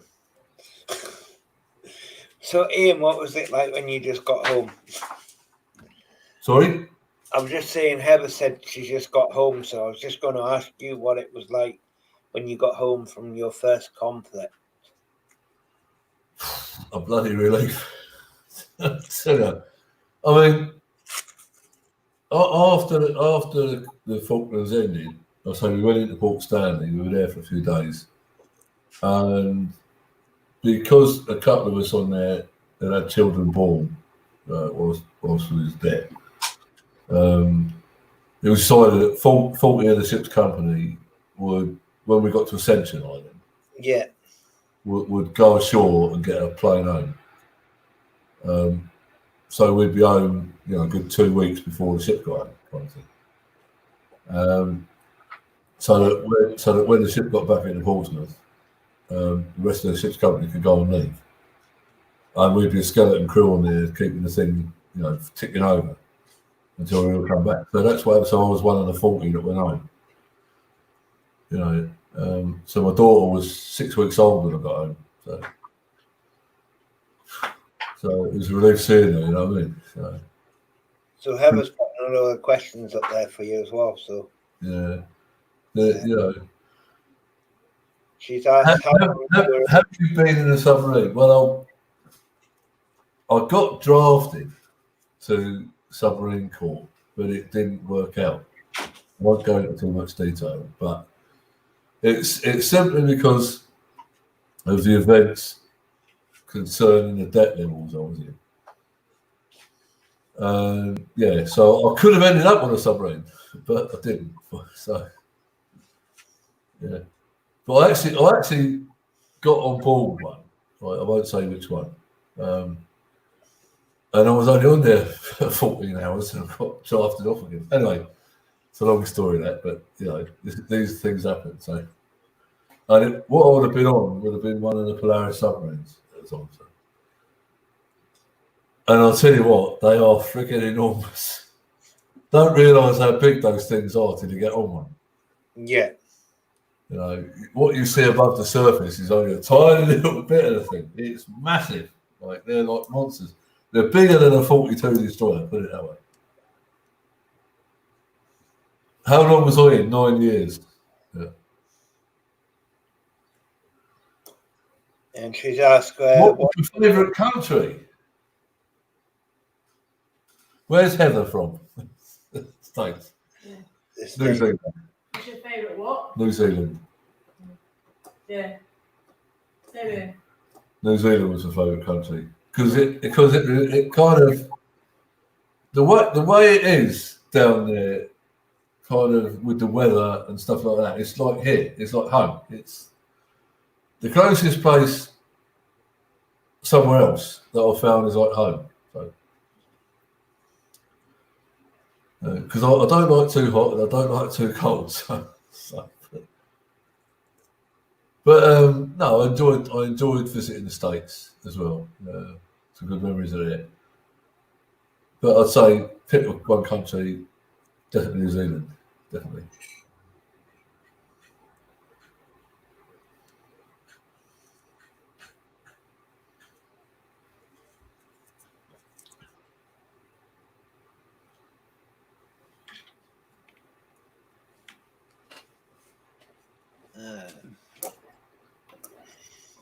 A little quiet. Yeah, isn't it? Yeah, I think find something that we can read out. What you like us to read out and talk about next time, isn't it? Yeah. That'd be good. Yeah, so she's asked how many hours did they let you sleep? Well, I'll have to try and explain this as easy as I can. On ships, we have what they call a watch system. And the watches are called, right, I'll go through it. Right, from 8 p.m. or 2000 hours, as we call it in the Navy, till 23:59 is what they call the first watch. Yeah. So you do the first watch and then you sleep so you could be doing the first So it'd be the first, the middle, then the morning, and then you have to. So you would do the first watch, and then you would have 4 hours sleep. Then you would do the morning watch, then you have sleep, and then you would do the afternoon watch. So that's how it went. And then you would do what they call the dog watches, which were 4 till 6, 4 till 8 in the evening. So that was your life on watches. That was the watch system. There were variations of it, but generally you had sort of the 6 watch system, basically. That's what you did. Because my life was spent basically sitting in a room, basically really no bigger than the living room I'm in now, right? And it's where all the remote sensor systems were for all the machinery. So that's what you're talking about, sitting in MCR. Every hour you'd go around the engine rooms, especially on the 42 destroyers. It's different than old steamship. They work differently. Yeah. But on a 42 destroyer, because they're gas turbines, there's not really a lot to do. So you just keep an eye on temperature readings, pressure readings, making sure machinery is not making any undue noises. Much like you would do with your car, basically. You always check everything on your car. Same kind of thing. Occasionally you get your hands dirty fixing diesel motors and stuff like that. Yeah. You'd have engine changes every now and then. Now there's a unique thing about modern ships with gas turbine engines. The funnel on an old ship, it would have steam top of the funnel, smoke. With modern ships, all it is like a long shaft, if you like, down to the engine rooms. And when you want to say like you wanted to change the Olympus engine, which is the main drive engines, it would take 2 or 3 days to do this. It's a long job. Right? It's so much. You have to literally take every outside system off the damn thing. Take all the casing off, and then eventually you get to the actual engine itself. And all you would do was put rails up the funnel, and you would have a crack. You would just lift the engine out through the funnel, and then put the new one back in, and then reverse the process. So you put the engine in, everything goes back on. Yeah. It's like days. It's a long old job, right? But that was the time when you were really, really busy. There was no stopping. I mean, it was round the clock. That was it. It took 4 or 5 days to do the engine changes. And that's it. You're on shifts all the time. That's only when you're in harbour, obviously. That was the kind of highlight thing, doing an engine change. That's hard work. You're right there all the time. Talk about spanner work. What is going on? That is all fun. It's all fun. And then obviously, everybody's got a particular job, and you have to make sure, because if somebody puts something back on wrong, oh dear. Imagine firing up an Olympus engine and something's not wired up properly. Yeah. But when those engines were governed, obviously, the only time they're ever run at 100% is before the ship is handed over to the Navy. So you would have the civilian builders, experts on there. So you'd have the Olympus, the Rolls-Royce engineers on, and they would push the engines at 100% for 2 or 3 days in various periods to make sure that they don't pack up, and then you get them governed down to about 60%. So the speed of a 42 destroyer is about 32 knots, which is about 40 miles an hour, give or take. But if you take the governors off the engines, there's 2 stages. You can go to 80% or 100%. Well, you don't want to go 100% because if you run those things at 100% very long, the fuel you've got on board, which is a couple of 100 tons, will be gone in no time. Because those Olympus engines, they are thirsty. Mate. It's like having a sort of Lamborghini or something like that, and you put your foot down, and you keep your foot down, and your fuel's gone in about 10 minutes. So on an Lamborghini, whatever. Because that fuel's being drunk by this thirsty engine, because it's going like, your car's going 200 miles an hour, and your fuel's gone. That's it. That's the same with a 42. On foot, the fuel will be gone in virtually no time. I mean, we're talking about a day and a half, couple of days, but it's still a lot of fuel to use in a short time. So we did it down the Falklands. We took the first stage governors off of the Exeter, and it made a big difference. A big difference.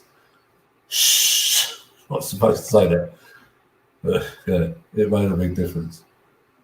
But one of the favourite things of being a marine engineer was every Thursday in the middle watch, we got to take over the ship's controls from the bridge. Yeah. Full power trials. Vom! Shake people out of their bed at 2 o'clock in the morning. Fun, mate. It's quite cool. Let's do it. Right, full power, boom, gone. All it was really was to make sure that the MCI's controls were functional. Because if you lost the bridge, you had the bridge, then you had the MCR, and then you had a secondary after that, a steering stage somewhere else. But the two main control, steering and sort of navigation, all that shit was done from the MCR, mainly from the bridge, then from the MCR. Yeah. So it was all test. So you got to play with the ship. You very fun. Yeah. But the best thing about I was an engineer. Yeah. The best thing about sort of modern ships is you can't oversteer. So if you're going flat out, if you're doing a full power trial, even if you flip the wheel over hard, it wouldn't go over too far because it's all computer controlled. Yeah. So it's almost impossible to make the ship go over. So. But the only problem with the 42s, the original batch of 42s, was that in rough weather, your bow disappeared very quickly. And the Sea Dart launcher used to get soaked, and it caused problems. But when they made the batch 3 42s, which was the Manchester and onwards, they were 16 metres longer than the originals. So the Sea Dart launcher didn't get quite so wet as the bow disappeared in the ocean. Yeah. The only other drawback is that extra 16 metres added a lot of weight to the ship. So it didn't go any faster than the originals. They had this idea. One of the things about a gas turbine engine, if you're at full power, if you're going full power, the speed of those shafts, the wake behind you is like, what the hell? So when they made the ships longer, they put 6 extra metres behind the propellers, with the idea of using some of that wake generated by the propellers to give an extra bit of propulsion going forward. But the actual people that designed and everything forget, you add that extra 16 metres, it adds weight. So the original idea of using the sort of weight from the propellers as extra propulsion was negated by the extra weight. Yeah. So yeah. So that's what happened. But yeah. But the one thing about the stretch ones is they were a little bit more stable than the original ones. So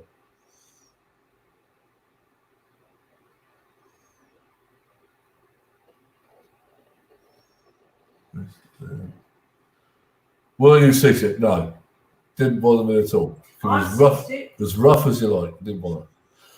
But a lot of people, even officers and senior ranks, still got seasick. Even though they've been 15, 16 years, they still got seasick. Especially when you had a swell going on. A normal storm is one thing. Your ship will pitch like that. up and down. But when they get a swell on, they pitch and roll at the same time. So you've got like a corkscrew effect. And that's when people get really sick. You know, and so I mean, it's like on the way down to the Falklands in '82. That happened. We had nearly half the ship's company in bed for 3 days because we got caught in this storm and a swell at the time. And, and we were also trying to refuel in that, and that was hilarious. So we was doing normally when you refuel at sea, you do it port side on. And so your ships are side by side. But because everything was actually about a day and a half ahead of us, there was no actual RFA refueling tankers available. So we had to do what's called line and stern refueling. Yeah. And that's just an ordinary tanker. We're dropping their lines over the stern and trailing them through the ocean. We had to pick it up from our side. Man, and part of the job also was refueling with the seamen on board as well. They'd rig it up, and then we were responsible for controlling the flow of fuel. Yeah. And the line broke 4 times. And this is in the middle of the night in the South Atlantic. It took something like 16 hours to be on enough fuel to make sure we got to the Falklands. So, you know, it's one of the things. And you're in a storm. It's like, whoa, man. But it had to be done. You know, this is that, and that's when you really, really get tired doing that. That in that kind of weather, refueling. It's not for the faint of heart at all. It is incredibly hard work, but rewarding. Was there a man overboard? No. But other things were. The closest thing we ever come to a man overboard was when we was in the Caribbean. We got a call from the US Coast Guard people.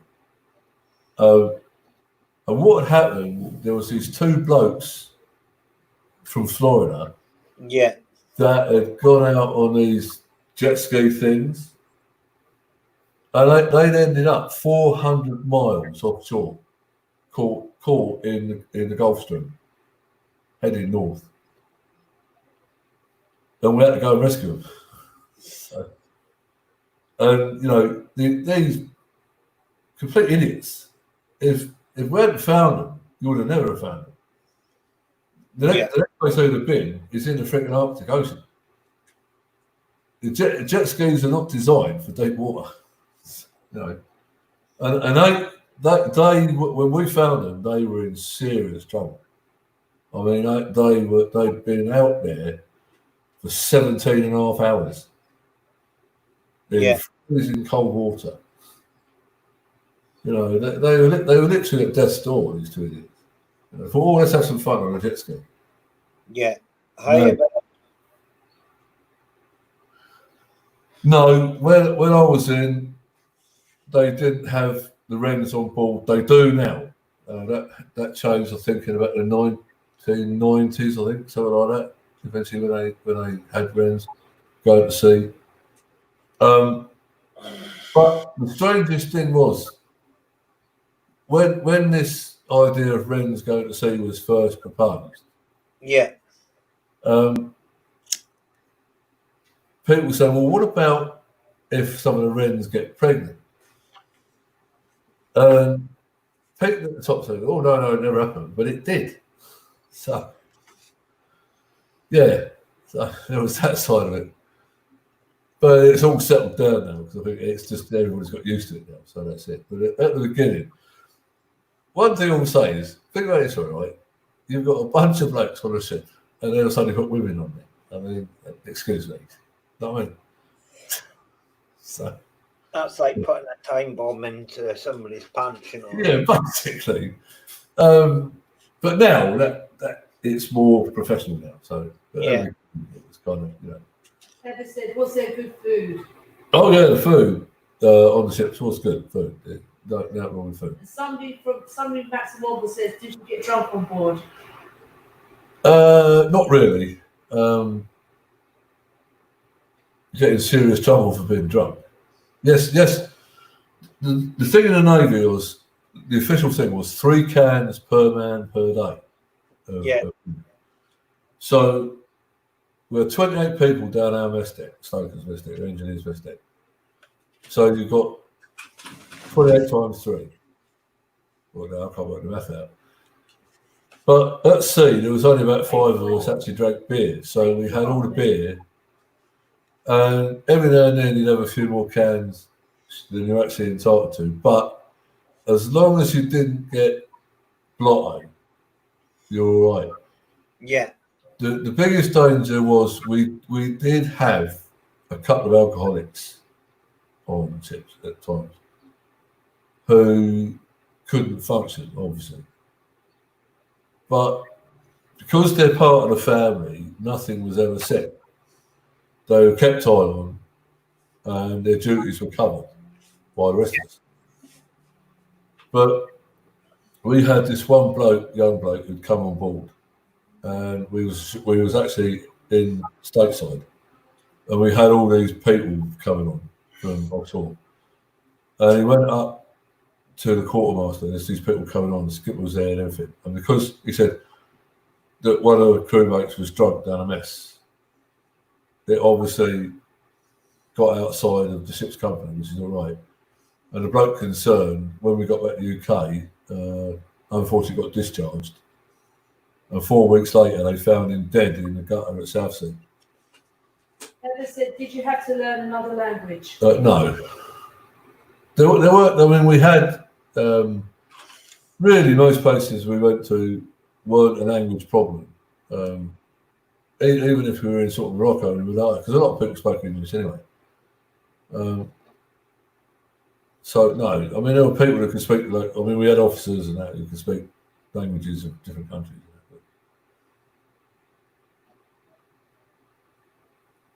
Sorry, I meant DP, not D. I noticed that. Hi, dude. Yeah. But hi, dude instead of hi, DP. It's just because I had one hand available and I wasn't able. Yeah, I noticed that. It's funny. I often think now, what happened to most. I didn't realise this myself the other day because I lost contact with a lot of people, but there's actually a HMS Exeter association now, and I'm gonna contact them, find out what it is they do. But when you think back on it now, most of the senior rates and the officers that were on the Exeter when I was on there, they'll be well into their 70s then. You know, and the youngest member now that would be alive would be about 57, 58. You know, because I'm coming up 63. It was 38 years ago. I mean, think about it, right? It's freaking half a lifetime ago. So That string guard you got, Haggis, it's not free, is it? No, I've paid for this one. That's what I thought, yeah. Because you've got a nice background on it. but it might be worth contacting the HMS Exeter Association to find out if there's actually anybody out there still around. Heather said, are you still friends with them? No, as I said, I lost contact with them many years ago. People that I'd known, you know, personal friends. Lost contact with them a long time ago because I kept moving about all the time. I was here, there, and everywhere, so you lose contact with people. But as I said, the other day I discovered there's an HMS Exeter Association, and it's open to anybody that's ever served on any of the Exeters. Because there was one from World War II, but they're all gone. So the only one now is D89 crew from 80 onwards until the ship was decommissioned. I mean, she's been scrapped now, so she went a couple of years ago now. Sad. But, you know, I'm going to contact them and find out if there's anybody from the 82 crew still on there, still around, basically. Yeah. It'd be nice if, I mean, there's going to be a few of them. I mean, most of the officers in that. I mean, our skipper, Hugh Balfour, he's dead now. He died a few years back. So, best skipper in the fleet by a long way. He ended up becoming from. 68, Ian. Is that? 68, the HMS Exeter was D89. 89. 69, that was the 89. 68, yeah, it was the old Exeter from World War II, yeah. Yeah, and what's the new one? 89, wasn't it? Did you say? D89, yeah. Known as the Blue Bottom boat, because when she was commissioned, they were trying out this new polymer paint. It kind of got anything that sticks to the bottom when you move. The combination of this polymer and salt water becomes anti-magnetic and anti-sticky, so everything just falls off, becomes like Teflon coating. Yeah. So, but the only colours they had, the company that made it, they had silly colours like pink and brown. The only colour that come near was a sort of bluish colour that we had. So if you find pictures of Exeter from 82, because they changed it back to black after the Falklands, because it was just a test paint to see how it would go. Right, there's two more questions. Is it true that a sailor had a girl in every port? No. And Maybe in ancient times, probably, yeah. But, I answered that. Yeah. And So is that it, Ian? yeah, that's it. That's the 89, yeah, that's the XR. So that was what Ian was on. Yeah. Nice. And the main difference between the Exeter and the other 42s, which was Sheffield, Glasgow, and that, was that we had a different set of radar layout. If you look at if you see the main radar, looks like the side of ribs kind of thing. That's a 1022 radar. The old radar looked like a bed frame, like a bedstead, big flat thing. The difference is that the 1022 radar had a longer range. That was one of the main differences. So the profile looks slightly different anyway. And with the blue bottom, we stood out like a sore thumb. Is that her again? Or that's a different ship, is it? That looks like a bloody frigate. Yeah. So Yeah. no, it's the same one. It's just had different livery. Have they changed it then? They must have changed it. when was that though? Hang on. Because it's got a helicopter. Do that again. She's got a helicopter deck on the back, the same as the first one. Yeah, that looks like a stretch class.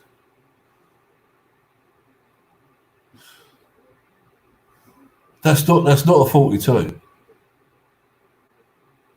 So that's the right one then. That's the Exeter. That's the 42 profile. What the other one was, I don't know what that was. It looked like a frigate, to be honest. It's not a 42 destroyer. Because if you look at the front of that other one, you'll notice that the 4.5 inch gun's further back looking at it. Yeah. Slightly further back. So that looks that's one of the stretch class. If that's a 42 destroyer, that's the stretch class, like Manchester. Yeah. That's HMS X D89. Class type 42. Unless I'm looking at it from a strange angle. Because there's the 89 again, look. Yeah. What year was it? Because that other one, that looked a bit weird. Unless it's the light doing it. Could be. Did you see the whales and sharks? Yes, we did. Oh yeah. It's just probably the eyesight gone a bit. So it just didn't look right. Yeah. But you'll find pictures of it with the blue bottom. So. Or just typing blue bottom boat, isn't it? That's the World War II.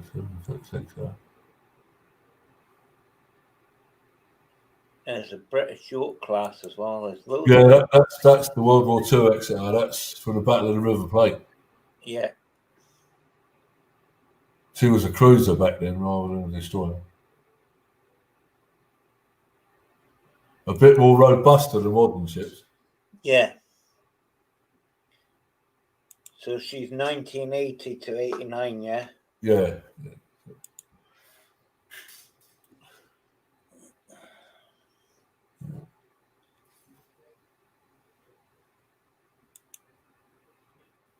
Is that her? That's her, yeah. That's her later on because she's painted black at the waterline now. So when I was on there for her commissioning, oh, can you see it? If you look through the wave line, you just Yeah. see the blue bottom. Yeah, because it was experimental paint. When we went there, we still had the blue bottom, but they still painted a black stripe down the ship. It was because the thing is, the Argentinians, they had 242 destroyers as well. The first two made were Salty Argentinians. That's why they painted a black stripe down all ours to identify them. But you could tell the difference between the Exeter and the other ones because of the profile and the frigging radar. Yeah. So what the point of painting the bloody black stripe? Where we were, that painted black stripes on it. What the hell was that for? I know, just do it. Remember that hanging over the funnel, paint a big black stripe. There's quite a lot of different ones, eh? Yeah, you've got, because the 42s were the Sheffield, Coventry, Glasgow, Exeter. What was the other one? There's 5 of us. Maybe I forgot what the other one was now. And then you had the frigates, which were the Arden, Antelope, Broadsword, ships like that. They were the frigates. And then obviously you had the Hermes and the Invincible as the carriers. So is that the one you were talking about? That's the 89 there. That's what I was on. Yeah. That other picture, it just didn't look right. So what am I looking at? Just whatever. But that's the Exeter.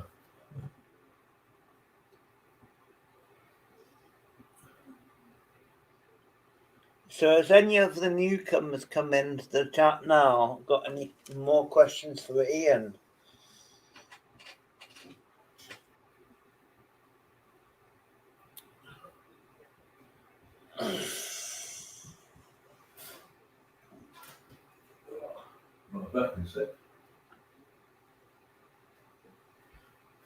Dennis was going to come up, but I don't know what happened to him.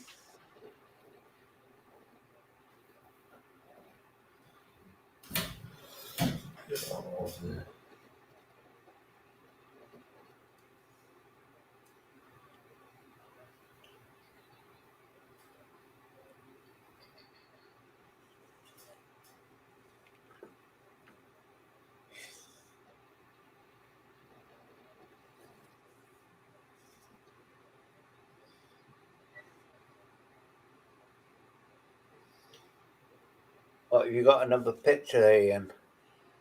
I had a picture on there earlier Come on on there. with a really good picture of a blue bottom, you know.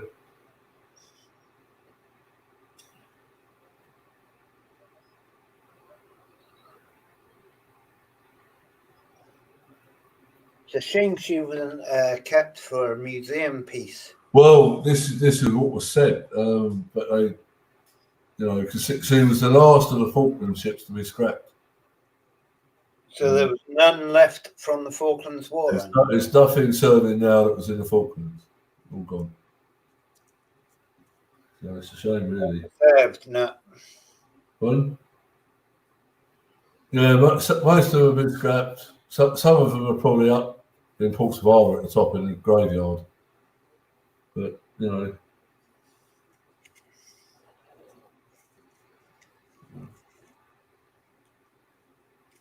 Yeah, I'm going to be upgrading my microphone soon. Why? What's wrong with it? Sometimes it goes quiet, apparently, so... Oh, so far it's been alright. We haven't seen no problem with it, have we? Right. But this was just my starter microphone. This was like a cheapie to get me going. That's right. Yeah. Spend your money on other things. That was right. Yeah. We've ordered our two face coverings. It's got the skeleton on the front. We should get them by the weekend. Yeah. So when they come in, Hopefully by the weekend. Next weekend. I'll get a picture of them in a minute to show you.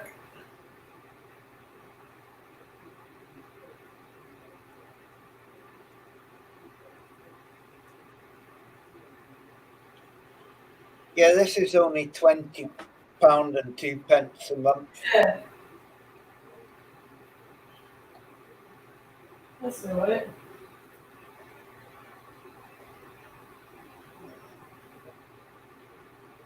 Yeah, DP's got a question for you, Ian. Go on. On the destroyers, how good are the air defense systems? Very good, actually. Sea Dark missile system is not perfect by any stretch. I mean, not a lot is, but they do work quite well because they've got an automated guidance radar system. So basically, they're generally fired by computer. They can be fired manually, but in general, if a threat comes in from the air, the system just goes into automatic, and the Sea Dark will lock on. Yeah. And they're pretty good, up to probably 20 miles, something like that. So they've got a good defence system, and then we've got some other things there, like Seawolf and that. So there are other systems, but the Sea Darts are probably the best for the air defence system. But after the Falklands as well, all Royal Navy warships are now fitted with the Phalanx system, which is the big 6-barrel machine gun you see, firing out 6,000 rounds a minute. So that's, again, a really good air defence system. Yeah. That was learned from the Falklands, that although the Sea Darts are very good, again, they're not perfect. When they're working, they work very well. But like anything that's an electronic system, can malfunction. So there's problems. So with the Phalanx, there's just one added layer, again, of system. I mean, it was amazing when they fitted them on, because you've got to try them out a couple of times, they try them out, and they really work. I mean, and again, they can be automated. And those Phalanx work very well. I mean, but their range is kind of short. So, but they're all, because they're so good, they're actually capable of taking an incoming missile out as well before it hits the ship. So that's another good part of defence. And there are other things that the Navy have developed since for air defence. So I think what they've had to do is, because we've got fewer and fewer ships now, obviously, ships are becoming more.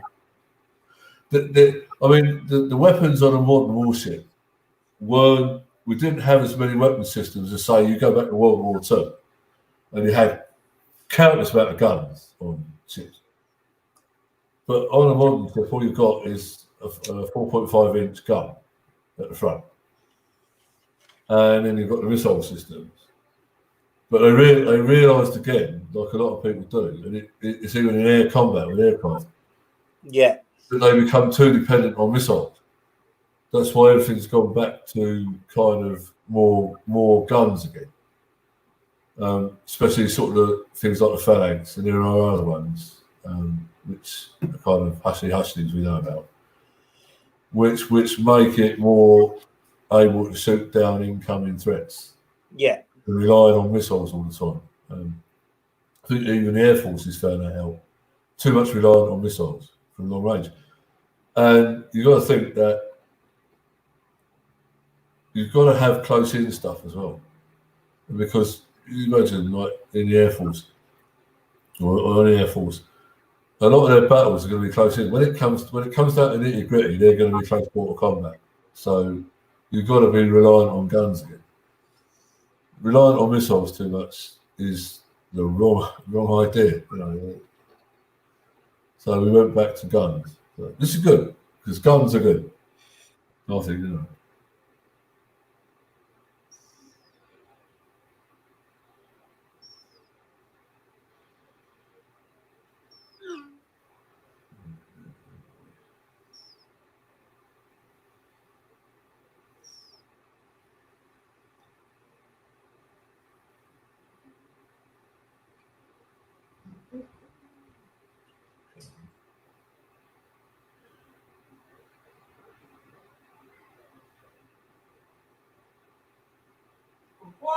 Yes. Yeah. Mhm. I was just reading a text, sorry. That's all right.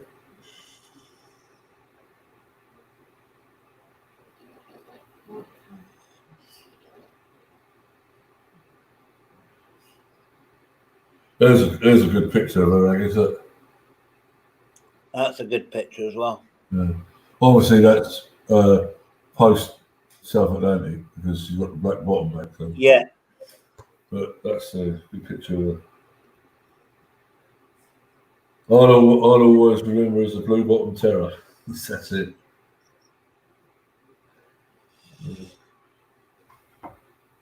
Because we always had a laugh when we found out about the paint they were using. Said, well, I know, let's paint the bottom pink and change the number to D69. So, Yeah, so Chris says his dad was a vet as well. So his dad was in the army, yeah, 81. Yeah. Yeah, I think so. Some of the things I remember, kind of the worst bit probably was the San Carlos water thing, which was May the 21st to the 25th, basically when we landed all the troops on. Basically, yeah, that was quite a hectic few days. A lot of shit happened in those few days. And then the next big thing, I suppose, was probably towards the end of or middle of June, early June, I would say, the 7th onwards. And then I'll say, I think after the 10th of June, nothing happened after that. So we got a lot of time to relax. So I remember being in the shower at 6 o'clock in the morning on the 11th of June. And one of those got, Ian, your daughter's just been born. Well, why not? Because we've got a cage. What was your best memory of the time in the Navy? The best memory? Oh, there's so many of them, really. So the best memory, really, was crossing the line the first time and going swimming on the equator. It's just magic. It's something you don't do very often. That was a good one, yeah. So, And what was your worst memory of the Navy? worst memory. Oh god. But I don't think I've apart from having to come out when I didn't want to, obviously because of the debt I was in. I'd say that's probably the worst thing. Because it blew my career out. I mean, the idea of doing a full career, yeah, was the thing. Because that was what I wanted to do. I wanted to do 22. I might have even stayed on and do 25. If I felt up to it, I would have done the 22, which would have meant I'd have come out with a good pension as a chief broker and a good gratuity pay. And then I could have done what I wanted to do from then on. I mean, I might have done a bit more work in. I might have just not bothered. I might have just do my own thing, go touring or whatever. So I don't know.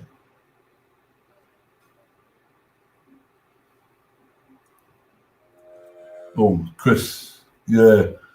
Oh, yes, our good friend was in the Marine Corps in the 70s. Oh my goodness, yeah. Did Nam. Oh my goodness. Yeah.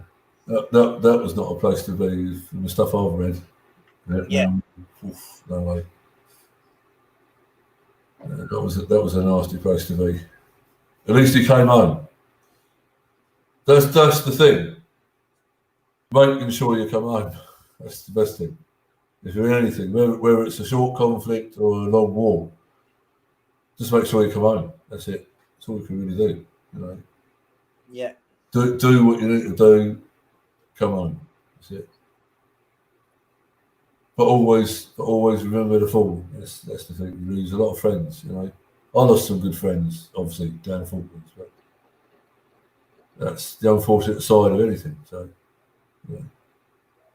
you lose good friends, you know, and so you're left on your own, basically, kind of thing. I suppose the strangest thing was coming out. You lose that family. That's the idea. When you're in, you don't think about anything. It's when you come out that the problems you get kind of manifest, if you like. Yeah. Any vet will know what I'm talking about. It's feelings of suddenly being on your own and there's nobody around to talk to. Yeah. You know, because there are people now, like psychologists and people who sort of kind of understand what is the problem is being in the forces.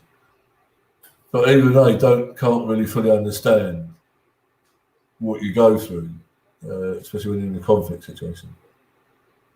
It is a difficult thing to talk about, but I suppose the best thing at the end of the day was actually talking about it, rather than bottling it up. Yeah.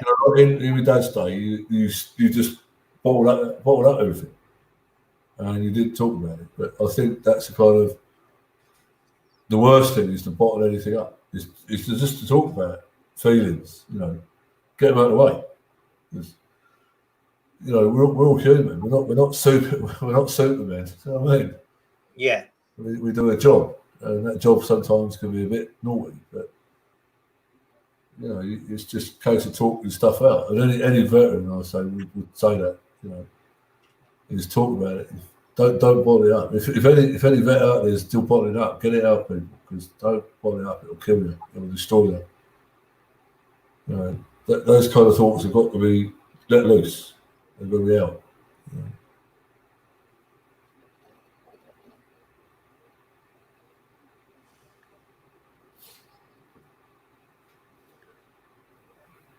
Anyway, I'll tell you what, I hope this goes well and some other people come up in the near future or whatever. We could do it again. Yeah, it'd be good if we can do something like this again. Yeah. I was thinking about doing it for Remembrance Weekend. Yeah.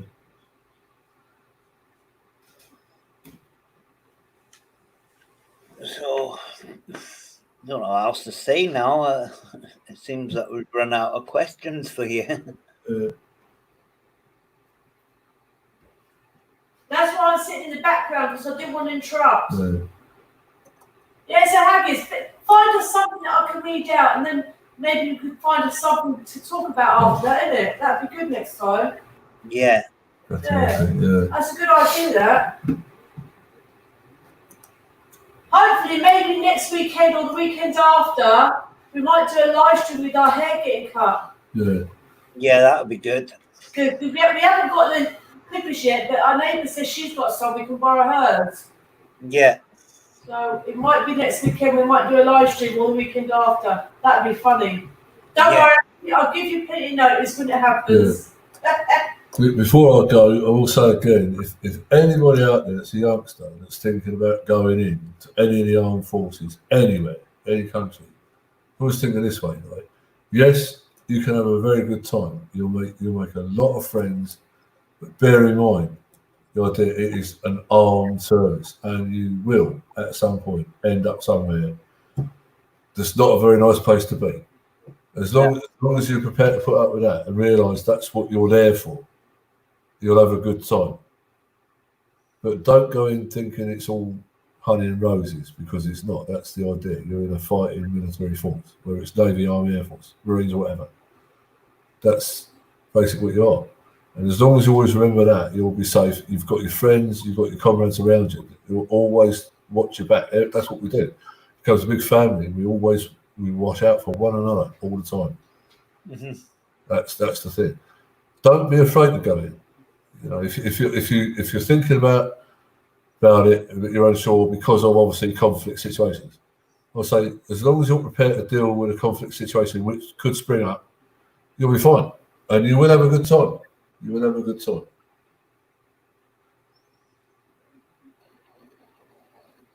Anyway, if nobody's got any more questions, I'm going to head off into the sunset.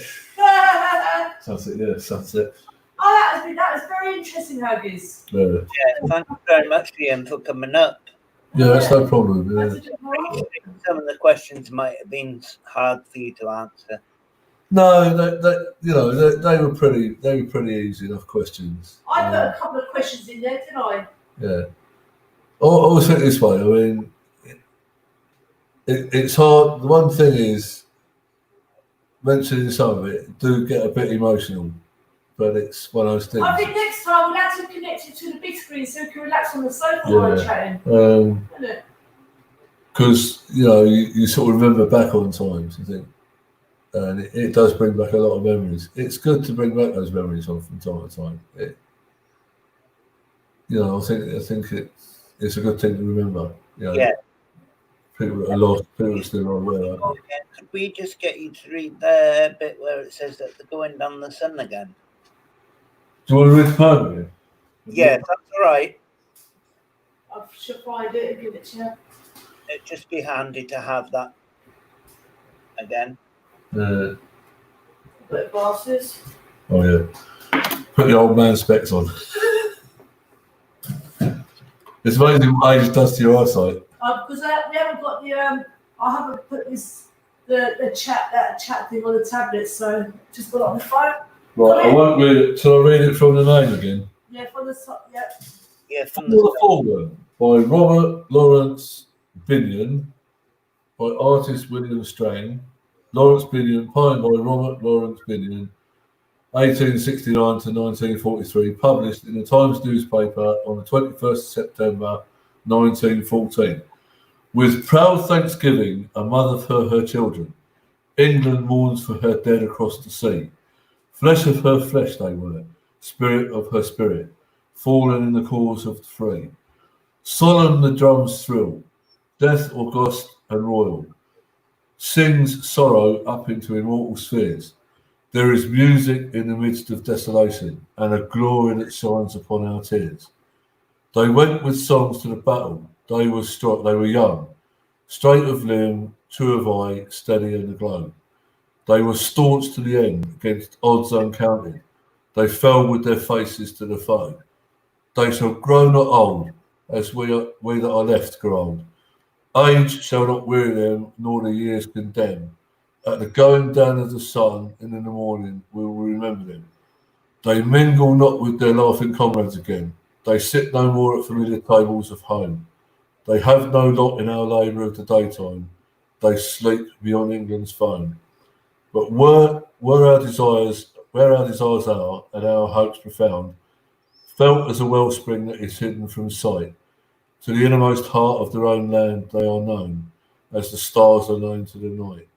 As the stars that shall be bright when we are dust, moving in marches upon the heavenly plain, as the stars that are starry in the time of our darkness, to the end they remain. Absolutely.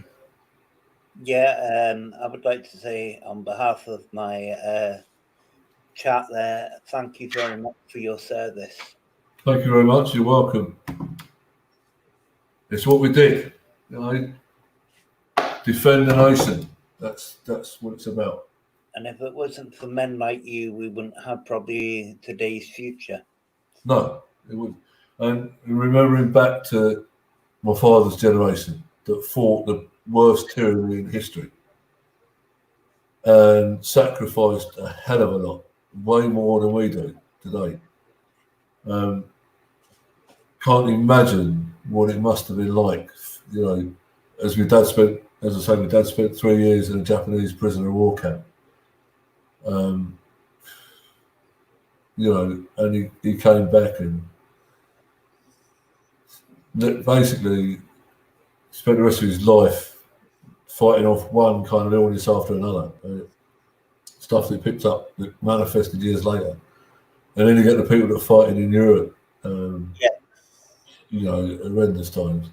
But, as you say, without their sacrifice, we would not be here now. We would, if it hadn't been for their sacrifice, we would have been living under the Nazi jackboot today. Yeah. We would, seriously. And I think people need to be taught that in schools. And these people that are going around saying about what, this and that, they should be made aware. They were only able to do that because of the sacrifice of my father's generation. Yeah. they would not have that freedom. If we were living under the jackboot, they would not be able to do that. They'd be shot if they tried that. So they should remember these people. So Yeah. But it's what we did. It's what we joined up for. It's what we volunteered for, to defend the flag and the Constitution of the United Kingdom, and that includes the royal family, which is our. Whether you agree with it or not, it don't matter. Yeah. That's our constitutional monarchy. That's the system of democracy that we chose as a nation.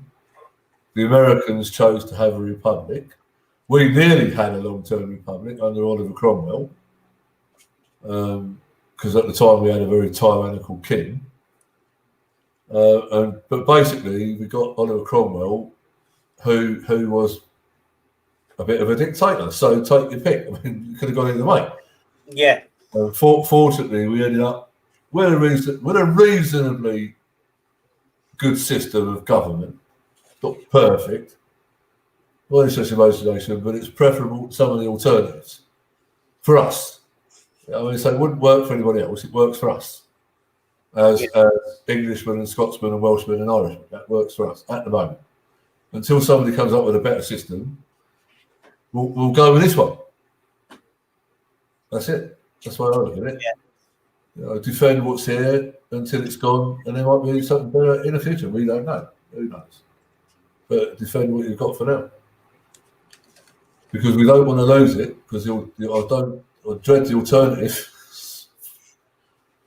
You know, oh dear. So let's just defend what we've got. Stand up and be counted. That's it. All of us, because we're all in it together. Like I said, we're all in it together. We all live on an island, surrounded by the sea. And that's in our blood. The ocean is in our blood. As people of the British Isles, every one of us has that island mentality in us.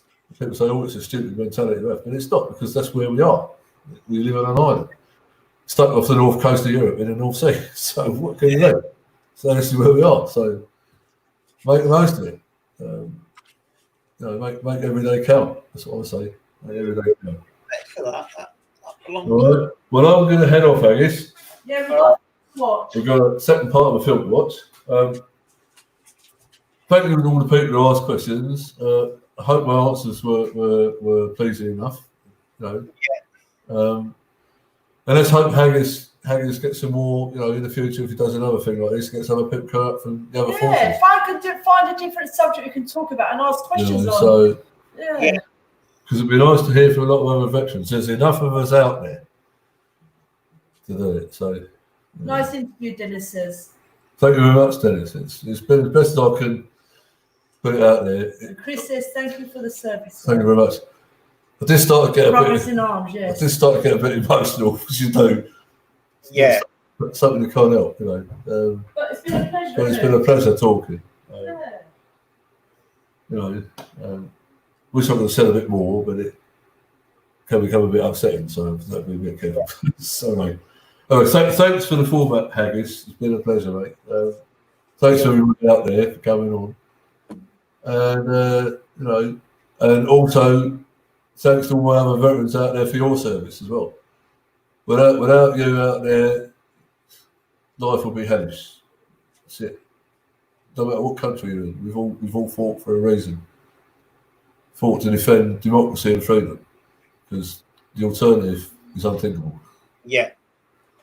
Anyway, I will say good night, people. Been a pleasure. Thank you very much. Thank you. Bye-bye.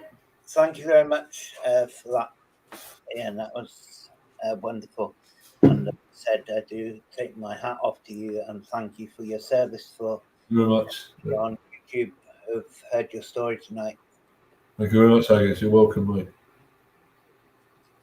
All right, we're going to tell our people bye. Bye. Speak to you all again soon. Yeah. Bye. Bye. Hit the red button at the bottom here.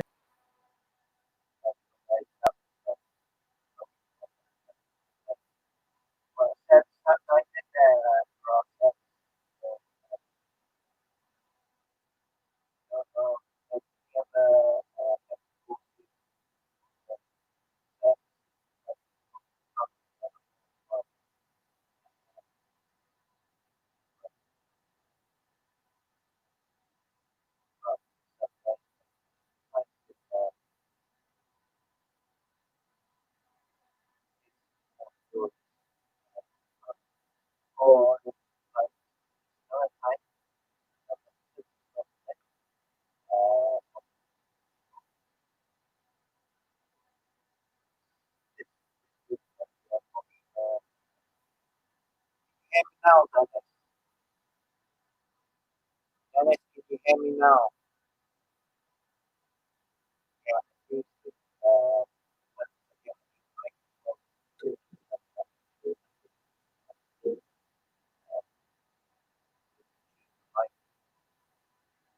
So, can't hear me, guys. Nobody else wants to come on the panel. We're not that guys.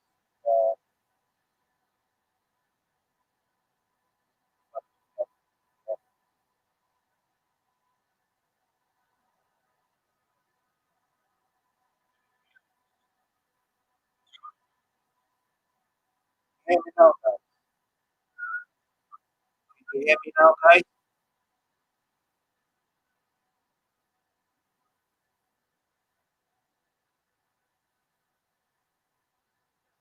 Yeah, guys, can you hear me now?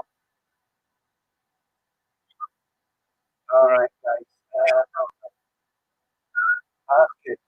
And if anybody else wants to come up on the panel to the next solstice or who has somebody who is in the armed forces or the served or lived on armed bases or has any family members which was there.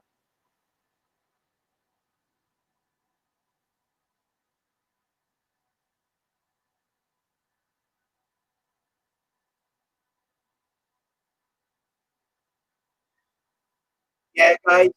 So if I've got problems with the mic, I'm going to jump off now and I'll end it now and I will catch you further down the YouTube. And I will catch you there and then, guys. And I will be around when I get a new mic. I'll be like that. So I will say goodbye for now, guys. And catch you further down the road on YouTube. And for now, it's just Mr. Watson has signing out, and I will catch you further down the road, guys. And we'll see you all next time. Bye for now.